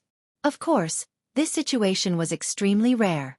In addition to this situation, there were a very small number of people who could directly see ghosts with their naked eyes. These kinds of people often appeared in folklore, yin-yang eyes. However, the yin-yang eyes wasn't very accurate. Immortal cultivators knew more than ordinary people, so from the perspective of immortal cultivators, the so-called yin-yang eyes was actually far more sensitive than ordinary people, so they could keenly detect signs of spiritual energy or yin energy fluctuations. These people were obviously good seedlings suitable for cultivation. Although she didn't specifically test the brothers' cultivation aptitude, the fact that they could see Gu Yao's ghost meant that the aptitude of these two brothers wouldn't be too bad. Although the seedlings were good, they weren't enough to arouse Xi's interest. What he was more concerned about was, it had been more than half a year, why hadn't Gu Yao's ghost dissipated? One had to know that the ghost of an ordinary person could only last for 7 days at most. Without the nourishment of the physical body, the soul was quite fragile. Even if the cultivation reached the golden core stage, as long as the Yuanying hadn't been condensed, it was impossible to exist in the form of a soul for a long time. She was thinking about the reason why Gu Yao hadn't dissipated. Seeing that he had been silent, Gu Lao thought that she thought he was crazy, so he immediately shook his head and smiled. Forget it, just treat these things as gossip. Children's words carry no harm. Maybe it's because they miss their mother too much that they have such hallucinations. Night talk in the city, ghosts and monsters. These things had always been circulating in folklore, and Gu Lao didn't want this matter to make Xianxia feel uncomfortable.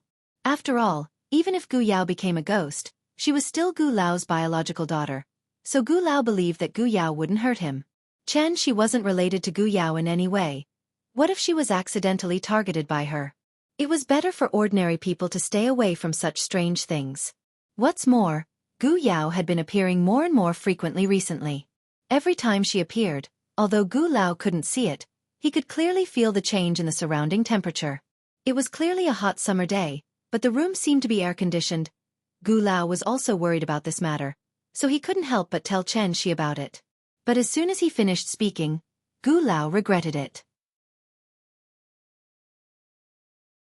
It was best not to scare others when it came to their own matters. However, after listening to Gu Lao's words, Xianxia responded with a relaxed smile.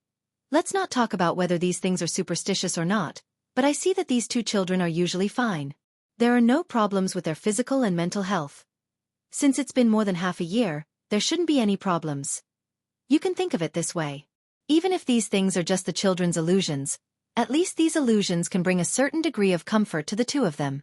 Just treat it as a kind of spiritual sustenance. After all, the children are still young. They may not be able to accept the fact that their mother has passed away. When they grow up, you can tell them the truth. Maybe this way, it will be easier for them to accept it. Xianxia's words were very vague, but Gu Lao still understood the meaning of his words. Gu Yao had passed away for more than half a year. If she really wanted to hurt her children, something would have happened to these two children long ago. Now these two brothers were alive and kicking all day. It was probably because she loved her children that Gu Yao often returned to visit them. If he thought about it this way, it seemed to be acceptable. Thinking of this, Gu Lao couldn't help but look at Xianxia with a little surprise and asked doubtfully, "Aren't you afraid?" "And afraid of what?" "This kind of bad luck. If I go back to my hometown and tell them, the people in the village will probably drive us out on the spot. The three of us won't be allowed to go back in this life. If you believe it, then it's true. If you don't believe it, then it's not true. I'm a good person, but I don't believe in evil, so this kind of thing will absolutely not scare me." Hearing this, Gu Lao's mood suddenly became much better. After taking a sip of the teacup, a smile finally appeared on his face and he said, "That's good. I was worried that I would scare you. I won't have such good tea to drink in the future. You can rest assured. I'm one of the 5 good young men of the new era. I have Mao Gai, Ma Jia, and Deng Luan to protect me. I have a 5-star red flag floating above my head and a party emblem hanging on my chest. I guarantee that all evil will be repelled and nothing will be able to invade me." Okay, let's see what you can do. After hearing Xianxia's words, Gu Lao couldn't help but laugh out loud, so he immediately changed the topic and asked with a smile, "Since you are so good, why don't you come to my place for a meal later?" In fact, Gu Lao didn't really want to invite Xianxia home for a meal. He just wanted to use this opportunity to take down his prestige. After all, the two were considered friends despite the difference in age, so they often made some harmless jokes. But what Gu Lao didn't expect was, Xianxia didn't seem to have used his brain to think. After hearing Gu Lao's words, he didn't back down. Instead, he immediately nodded and hurriedly responded, "Okay, I've always wanted to try your cooking. This time, I finally got the opportunity." Old Gu was stunned by Old Gu's eagerness. Gu Lao was stunned for a while, then he shook his head violently, and then said with a complicated expression, "Forget it, I'm just joking with you. In the future, there will be plenty of opportunities in the future." "Don't, I'm not afraid. What are you afraid of? It's just a meal, it won't get in the way." No, I really can't, it's not safe." "What's not safe?" "It's broad daylight. You're still afraid of ghosts? How about this? I'll accompany you back to cook now. After it's done, I'll bring it here to eat. Is that okay?" "Hey, I say, what's wrong with you? Why don't you listen to my advice?" "Because I'm a party member." Hearing Xianxia's answer, Gu Lao almost choked to death. The two of them struggled for a long time over the matter of freeloading. In the end, Gu Lao couldn't persuade Xianxia, so he had to look at the time helplessly. It was now 3:30 in the afternoon. In fact, what Xianxia said also made sense. There shouldn't be any problems in broad daylight, so after hesitating for a while, Gu Lao reluctantly agreed to Xianxia's proposal. So, Xianxia immediately said goodbye to Qin Ruing, then pulled Gu Lao out. Gu Lao's home was also near Ho Hai. It was less than 500 meters away from the tea house, but it had to circle around Ho Hai. On the way back, Gu Lao was still struggling whether to take him home.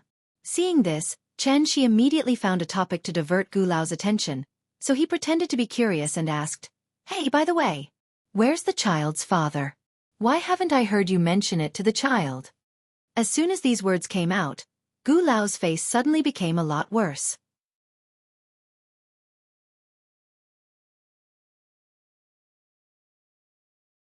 Chapter 331. Heartless Man? After hearing this sentence, Xianxia's curiosity was suddenly aroused. Could it be those vulgar scenes of abandoning one's wife and children? However, this was someone else's family affair after all, and it was a scandal, so Xianxia couldn't ask further, so he wisely shut his mouth. This question obviously touched the old man's mind, so after Gu Lao was silent for a while, he sighed deeply and said, "At that time, not only was Yao Yao blind, but I was also blind." Then, Gu Lao frowned and talked about the past of Gu Yao and her husband. Gu Yao's husband was called Xianxia, and the two were college classmates. Xianxia's family condition wasn't very good, but he was ambitious. When others were playing basketball and playing games, he was immersed in studying all day. This kind of man was a typical phoenix man, commonly known as a golden phoenix that flew out of a chicken coop. Phoenix man was not a derogatory term, but because their shortcomings and strengths were equally conspicuous, they slowly left a bad impression in people's hearts. Hard work, diligence, self-discipline, these were all advantages. Because they suffered too much when they were young, most of them were far more mature than their peers, and they hoped to change everything through their own efforts. Just like what a female star said, "I'm from a rich family myself." The worse the family situation, the more eager they were to change through their own efforts. This also led to a very complicated mentality, inferiority and conceit at the same time. Back then, Gu Yao had been captivated by Xianxia's maturity, which far surpassed that of his peers. But this kind of confidence and maturity often turned into shrewdness. Gu Lao wasn't the kind of person who had secular prejudice, so naturally, he didn't mind Xianxia's poor birth, so after seeing Xianxia a few times, the old man agreed to the relationship between the two. Xianxia was indeed very hard-working. A few years after the two graduated, he became a senior executive in a large company. But with the gradual success of his career, some long-hidden problems gradually exposed. For Xianxia, his career was always above everything. But for Gu Yao, family was the center of life. For this reason, the husband and wife, who were originally intimate, also had a gap. And with the birth of the twins, this gap was gradually widened. Gu Yao quit her job and stayed at home to take care of the child, but Xianxia was nowhere to be seen all day. Finally, one day, Gu Yao had enough of living like a widow. So after a big fight with Xianxia, Gu Yao took the child and moved back to the old residence in Ho Hai. Perhaps it was because Xianxia's career had indeed reached a critical juncture during that time, so he hadn't come to find Gu Yao. It was precisely because of this that the two of them had completely lost the chance to reconcile. By the time Xianxia saw Gu Yao again, she was already lying quietly in the hospital morgue. He didn't even have time to look at Gu Yao before he was chased out by the furious Gu Lao. At this point, this unfortunate marriage had completely come to an end. The reason why Gu Lao scolded Xianxia was because Xianxia didn't take good care of Gu Yao, and because of the two children. After Gu Yao's death, Gu Lao felt that the responsibility was all on Xianxia, so he firmly refused to let him raise the two children and refused to let Xianxia see the children. After Xianxia communicated with Gu Lao a few times, he had to let the old man do what he wanted because he didn't want to go to court with his father-in-law because of this matter. So except for the living expenses that were sent to Gu Lao's account every month, Xianxia completely disappeared from Gu Lao's sight. But the more it was like this, the angrier Gu Lao was. The reason why he didn't let Xianxia see the children was that he wanted to embarrass Xianxia a little as a punishment. But Xianxia didn't even have the least sincerity. After being scolded by him a few times, he actually didn't come anymore. "Little son of a bitch." Gu Lao cursed for the first time, and then he continued to hatefully, The two children are so cute. He doesn't want them as a father, but I, as a grandfather, want them. And he even wants to send living expenses every month, bah. Does he think I care about his stinky money? A few days ago, the agent called me and asked if I was selling this old house in Ho-Hai. He said this old house is worth a lot of money now. Tomorrow, I'll go to the police station and change the surname of the two children. In the future, they will follow my surname, Gu. The more Gu Lao spoke, the angrier he became. It made Chen Shi, who started this topic, a little embarrassed. He really touched the pot that didn't boil. As a bystander, of course it wasn't good to comment on this kind of thing. So Chen Shi wisely shut his mouth and let Gu Lao vent his dissatisfaction in his ears. Although Gu Lao's house was close to the tea house in a straight line, it still took about 10 minutes to walk over. Most of the houses in the neighborhood were Sihiyuan, and Gu Lao's house was naturally no exception. It was just that it wasn't a dignified two-entry Sihiyuan like the Qin family. "We're here," Gu Lao complained all the way. When he really stood in front of the door, he seemed to have thought of something. He quickly turned his head and solemnly said to Chen Shi, "Little Chen, let me make it clear to you first. I can't make you happy with this kind of thing. Yao Yao's ghost may be inside. Are you sure you want to go in with me? Since we're already here, of course we have to go in and take a look. Not to mention there's a big sun above us. Even if there's a ghost, it's impossible for it to appear at this time, right?" After saying that, Chen Shi stretched out his hand and pointed at the sun in the sky. Gu Lao looked at his finger and was suddenly blinded by the sunlight. "Okay, then let's hurry up. When we're done, we'll bring it to the tea house to eat." Seeing that the sun was shining, Gu Lao finally felt relieved. He then took out the key and opened the door of the Sihiyuan.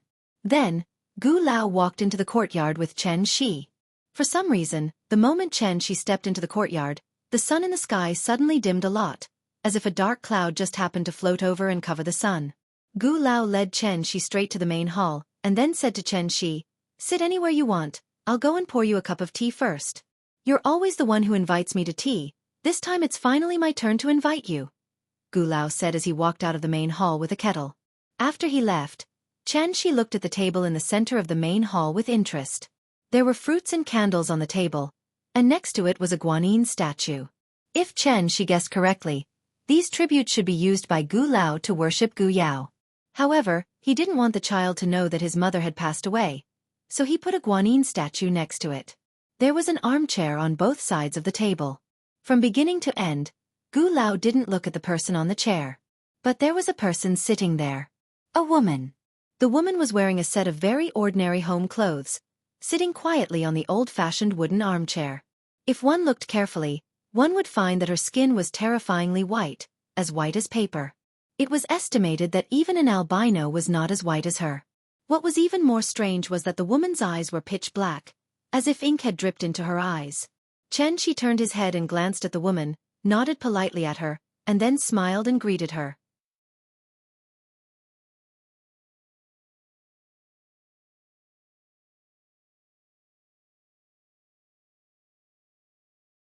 Therefore, if one wishes to deal with ghosts, one must first treat them as if they were mentally retarded. They were easily angered and irritated. At the same time, they were extremely aggressive.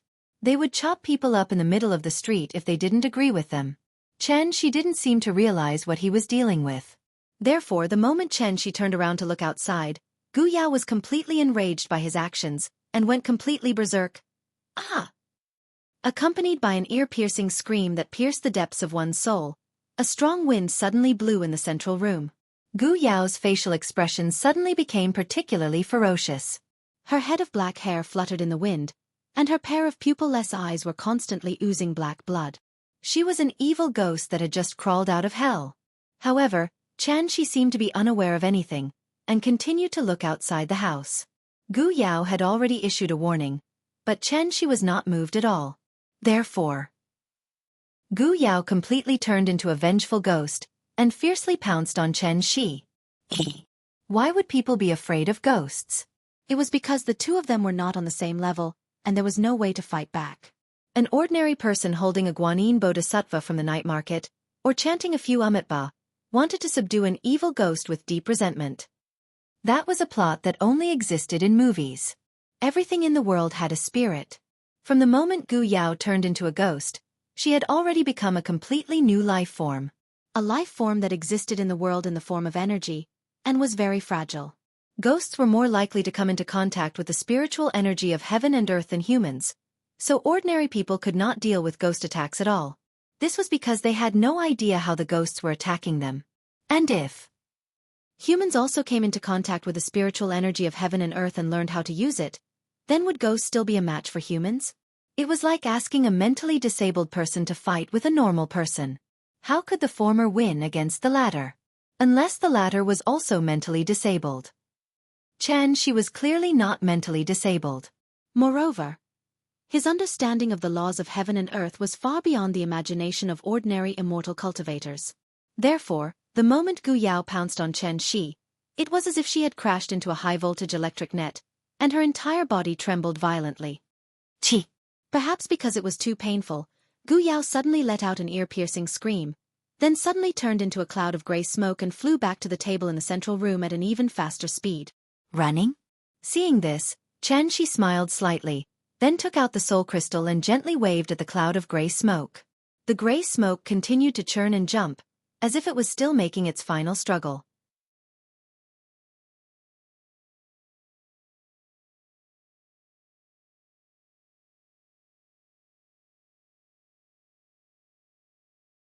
Chapter 333. Shi held a teacup and chatted with Gu Lao for a while. The old man seemed to have suddenly thought of something, and quickly pulled him out of the main hall. It's getting late, let's go, it's time to cook. Looking at his anxious look, it seemed that he really didn't want Shi to stay here any longer. Seeing this, Shi just smiled and didn't say anything. However, when he followed Gu Lao out of the central room and went to the kitchen, Shi suddenly stopped next to the large water tank in the yard, and then began to carefully look at the water tank in front of him.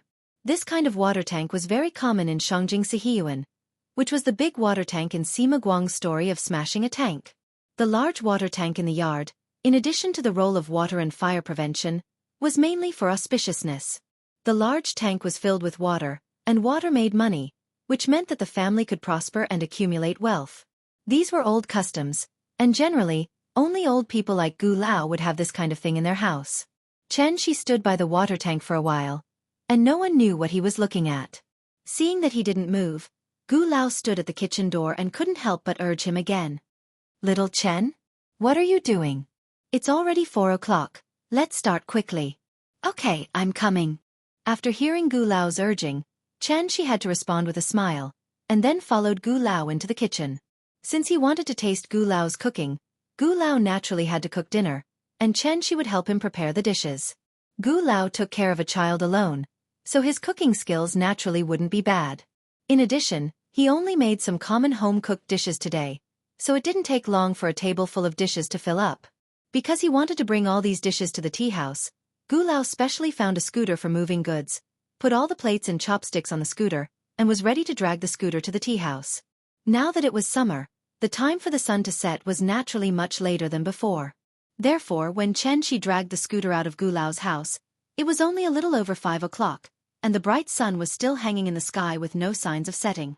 Maybe because nothing went wrong, after Gu Lao locked the door, the expression on his face became a lot more relaxed. It was obviously her own home, but she made it seem like she was in a haunted house. Even cooking a meal was frightening to her. So, Shi smiled and joked, "You see, I'm fine, right? Gu Yao is not an evil person with grievances. Why would she turn into an evil spirit and demand lives? If she had a soul in heaven, I think she would only protect you and your child. So you can rest assured." After hearing Shi's words, Gu Lao's face suddenly showed an expression of sudden realization. That's right, Yao Yao is such a kind person. How could she become a malicious spirit? I was being foolish. After figuring this out, Gu Lao's mood suddenly improved a lot. How about this? I'll invite your family of 3 to have a good meal at my house tomorrow, as a thank you for taking care of the 2 of them. What do you think? Okay, as long as you don't need to be a cook, I'm all for it. The 2 dragged the scooter, happily chatting as they walked back. Since the house began to be haunted, Gu Lao had not let anyone enter the house. This time, Xianxia jumped back and forth, and the old man could finally put down the big stone in his heart. Xianxia and Gu Lao dragged the scooter back to the tea house. As soon as the door of the tea house was pushed open, the three little ones rushed out of the children's playground. Papa, what are we eating today? The little one asked Xianxia with a shy face. Looking at the little one's cute greedy face, Xianxia couldn't help but reach out and pinch her little face, and then opened the food cover on the scooter. Grandpa made you a Beijing dish. Do you like it? I like it. Grandpa's food is delicious. Before the little fellow could answer, the two brothers came over and chimed in. Then the older brother came to the little one's side and said proudly, "Sister, let me tell you what this dish is." After that, he pointed to the dishes on the scooter and wanted to tell the name of the dish. But at this time, the little one suddenly stood in front of him, and then said very proudly, "You don't need to tell me.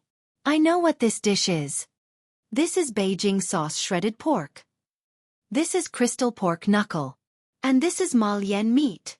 This is Fugue chicken." Xianxia's culinary skills were superb. Every day, she would cook different dishes for her. It could be said that this little thing had eaten all over the world, so a few classic Jingbang dishes were naturally not difficult for her.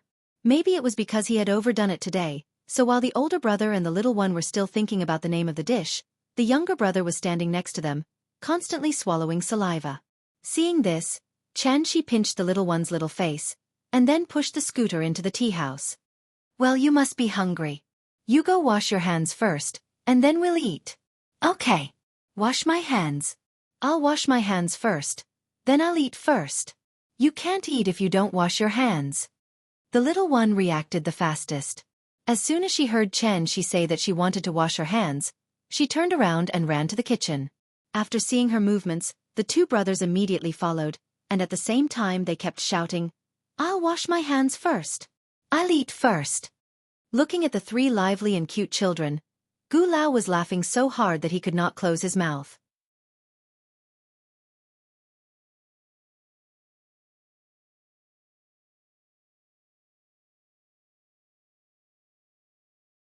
Chapter 334.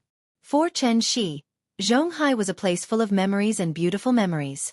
But now, he chose to settle down in Shangjing instead of the familiar Zhonghai. One of the reasons was naturally because the spiritual energy in Shangjing was far superior to other places. One had to know that as the ancient capital of the 5 dynasties, Shangjing had always been the most important place in Wuxia. Zongnanhai was located in the center of Shangjing.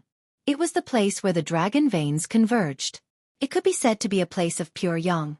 Naturally, it was impossible to breed evil spirits and accept filth. Hohai was adjacent to Zongnanhai. After Gu Yao died in a car accident, her Yin spirit did not dissipate. Instead, it became more and more stable, and even began to condense into a soul body. This was obviously a very strange thing. Because of this, Xianxia speculated that this matter should be deliberately manipulated behind the scenes. And if he guessed correctly, this person should want to use the geographical advantage of Zongnanhai to organize Gu Yao's soul body and cultivate an extremely powerful Yin servant. The Yin servant did not have a physical body, so once the Yin servant was formed, its combat power would naturally be far superior to cultivators of the same level, and even stronger than Shikigami. But what kind of place was Zongnanhai? The Wu Lian's influence spread throughout the country, and there were countless experts under their command. How could there be a mistake here? Japanese? Yin Liao? How could it be? If the Japanese could cultivate Yin servants in Zongnanhai, what was the difference between that and riding on Huaxia's head and shitting? Therefore, even if Xianxia used her but to think, she knew that this matter was definitely related to Wu Lian. It was just a thief crying out to catch a thief, and a ghost crying out to catch a ghost. Moreover, this person's cultivation level was very high, and he had a high status in the Wu Lian. Otherwise, the Wu Lian would not allow him to do this in Zongnanhai. Xianxia's guess was correct. From the cars outside the tea house, it was not difficult to see that these A6 with military license plates were all Wu Lian cars. Xianxia didn't know who the leader was, so he didn't answer immediately. Seeing that he didn't seem to want to drive him away, the man immediately lowered his head and said politely, "Mr. Chen, my name is Ding Qingji, and I work for the General Supervision Office. The reason why I took the liberty to visit you today is because this is a very important matter, and I need to verify it with you. Can you do me a favor?" After saying that, Ding Qingji bowed slightly and made an inviting gesture. Looking at his neither servile nor overbearing attitude and full of confidence, Xianxia guessed that this person should be at least at the level of a sister-in-law. Director of the Supervision Office.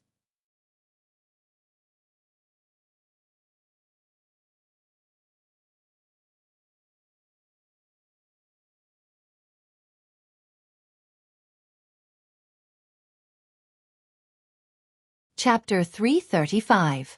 Scram. It was a simple word, but it accurately expressed all the thoughts in Xianxi's mind. He didn't even bother to look at Ding Qingji and Su Hongyi. After spitting out this word, he turned around and walked towards the tea house. Mr. Chen Yu. Seeing this, Ding Qingji couldn't help but panic. Before he could even finish his sentence, the young man behind him was like an ignited barrel of dynamite. He was so angry that he jumped up and down in an instant. Stop right there. Perhaps because he was too agitated, Su Hongyi's attitude was really bad. After Ding Qingji turned around and glared at Su Hongyi finally realized who he was talking to, so he immediately restrained his temper. He then lowered his head slightly and said with some sincerity, "I'm sorry, Mr. Chen, I was rude." Su Hongyi lowered his head and apologized, but Xianxia acted as if he didn't hear him. In the blink of an eye, he had already pushed open the tea house's door and was about to enter the house. Su Hongyi had no choice but to look at Xianxi's back and hurriedly said, "Sir, please wait. This is very important. The ghost that you took away was a Yin servant that my father carefully cultivated. He also said that if I can't find the Yin servant, then I don't have to go back. I respect you as a senior, but I hope that for the sake of my father and Wu Lian, you won't make things difficult for a junior like me." After saying this, Su Hongyi lowered his head and bowed respectfully to Xianxia. Face. Xianxia finally stopped in his tracks. However, he didn't turn around. Instead, he tilted his head slightly and said to Ding Qingji, "The people from the inspector's office are guarding outside every day. Don't you know that Gu Yao is Gu Qinghe's daughter?" "Of course we know this, but Gu Yao did die in an accident. You can verify this with old Master Gu. If that's the case, then do you know that Gu Qinghe is my friend?" As soon as Xianxi's voice fell, Ding Qingji felt an invisible pressure suddenly attack him. It was as if someone had poured a bucket of cold water over his head.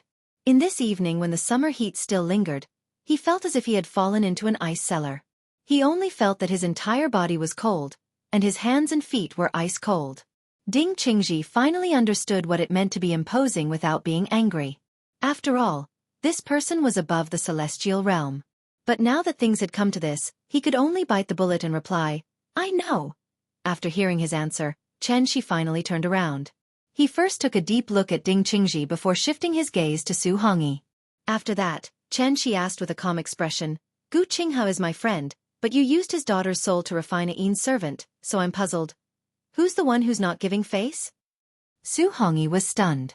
But immediately after, he was like an actor in a Sichuan opera who changed his face.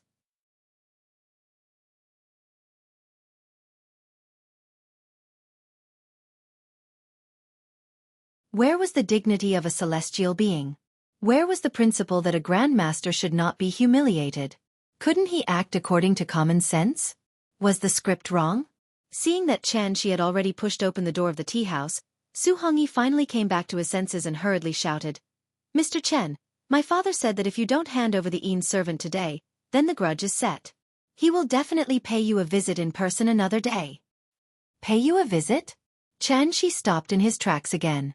After softly repeating this word, he tilted his head slightly and said with a calm expression, "He doesn't deserve it."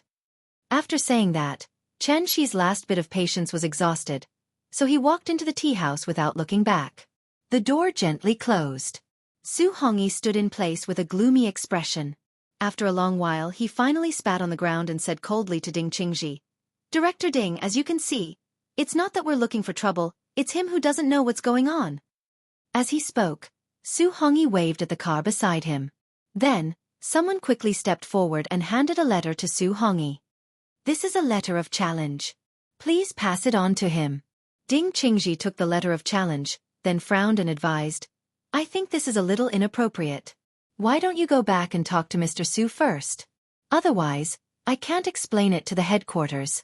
Before Ding Qingji could finish, Su Hongyi waved his hand and interrupted him, then said righteously, "Director Ding, there's no need to say more. This is a private matter and has nothing to do with Wu Lian. Moreover, this Chen guy was rude first. How can my father just let it go like this? Speaking of this, Su Hongyi suddenly turned his head and deliberately shouted in the direction of the tea house. Su Feng declares, Mr. Su was rude first. Today, I'm here to ask for forgiveness. This is well known to all, Le Bouchel. If Mr. Su dares to accept the challenge, we'll be waiting for you at the peak of Taihang in 3 days. Think carefully, don't regret it. You're tuning in to the Wisdom Diary YouTube channel. Don't forget to subscribe and join us on this journey to catch the most captivating stories.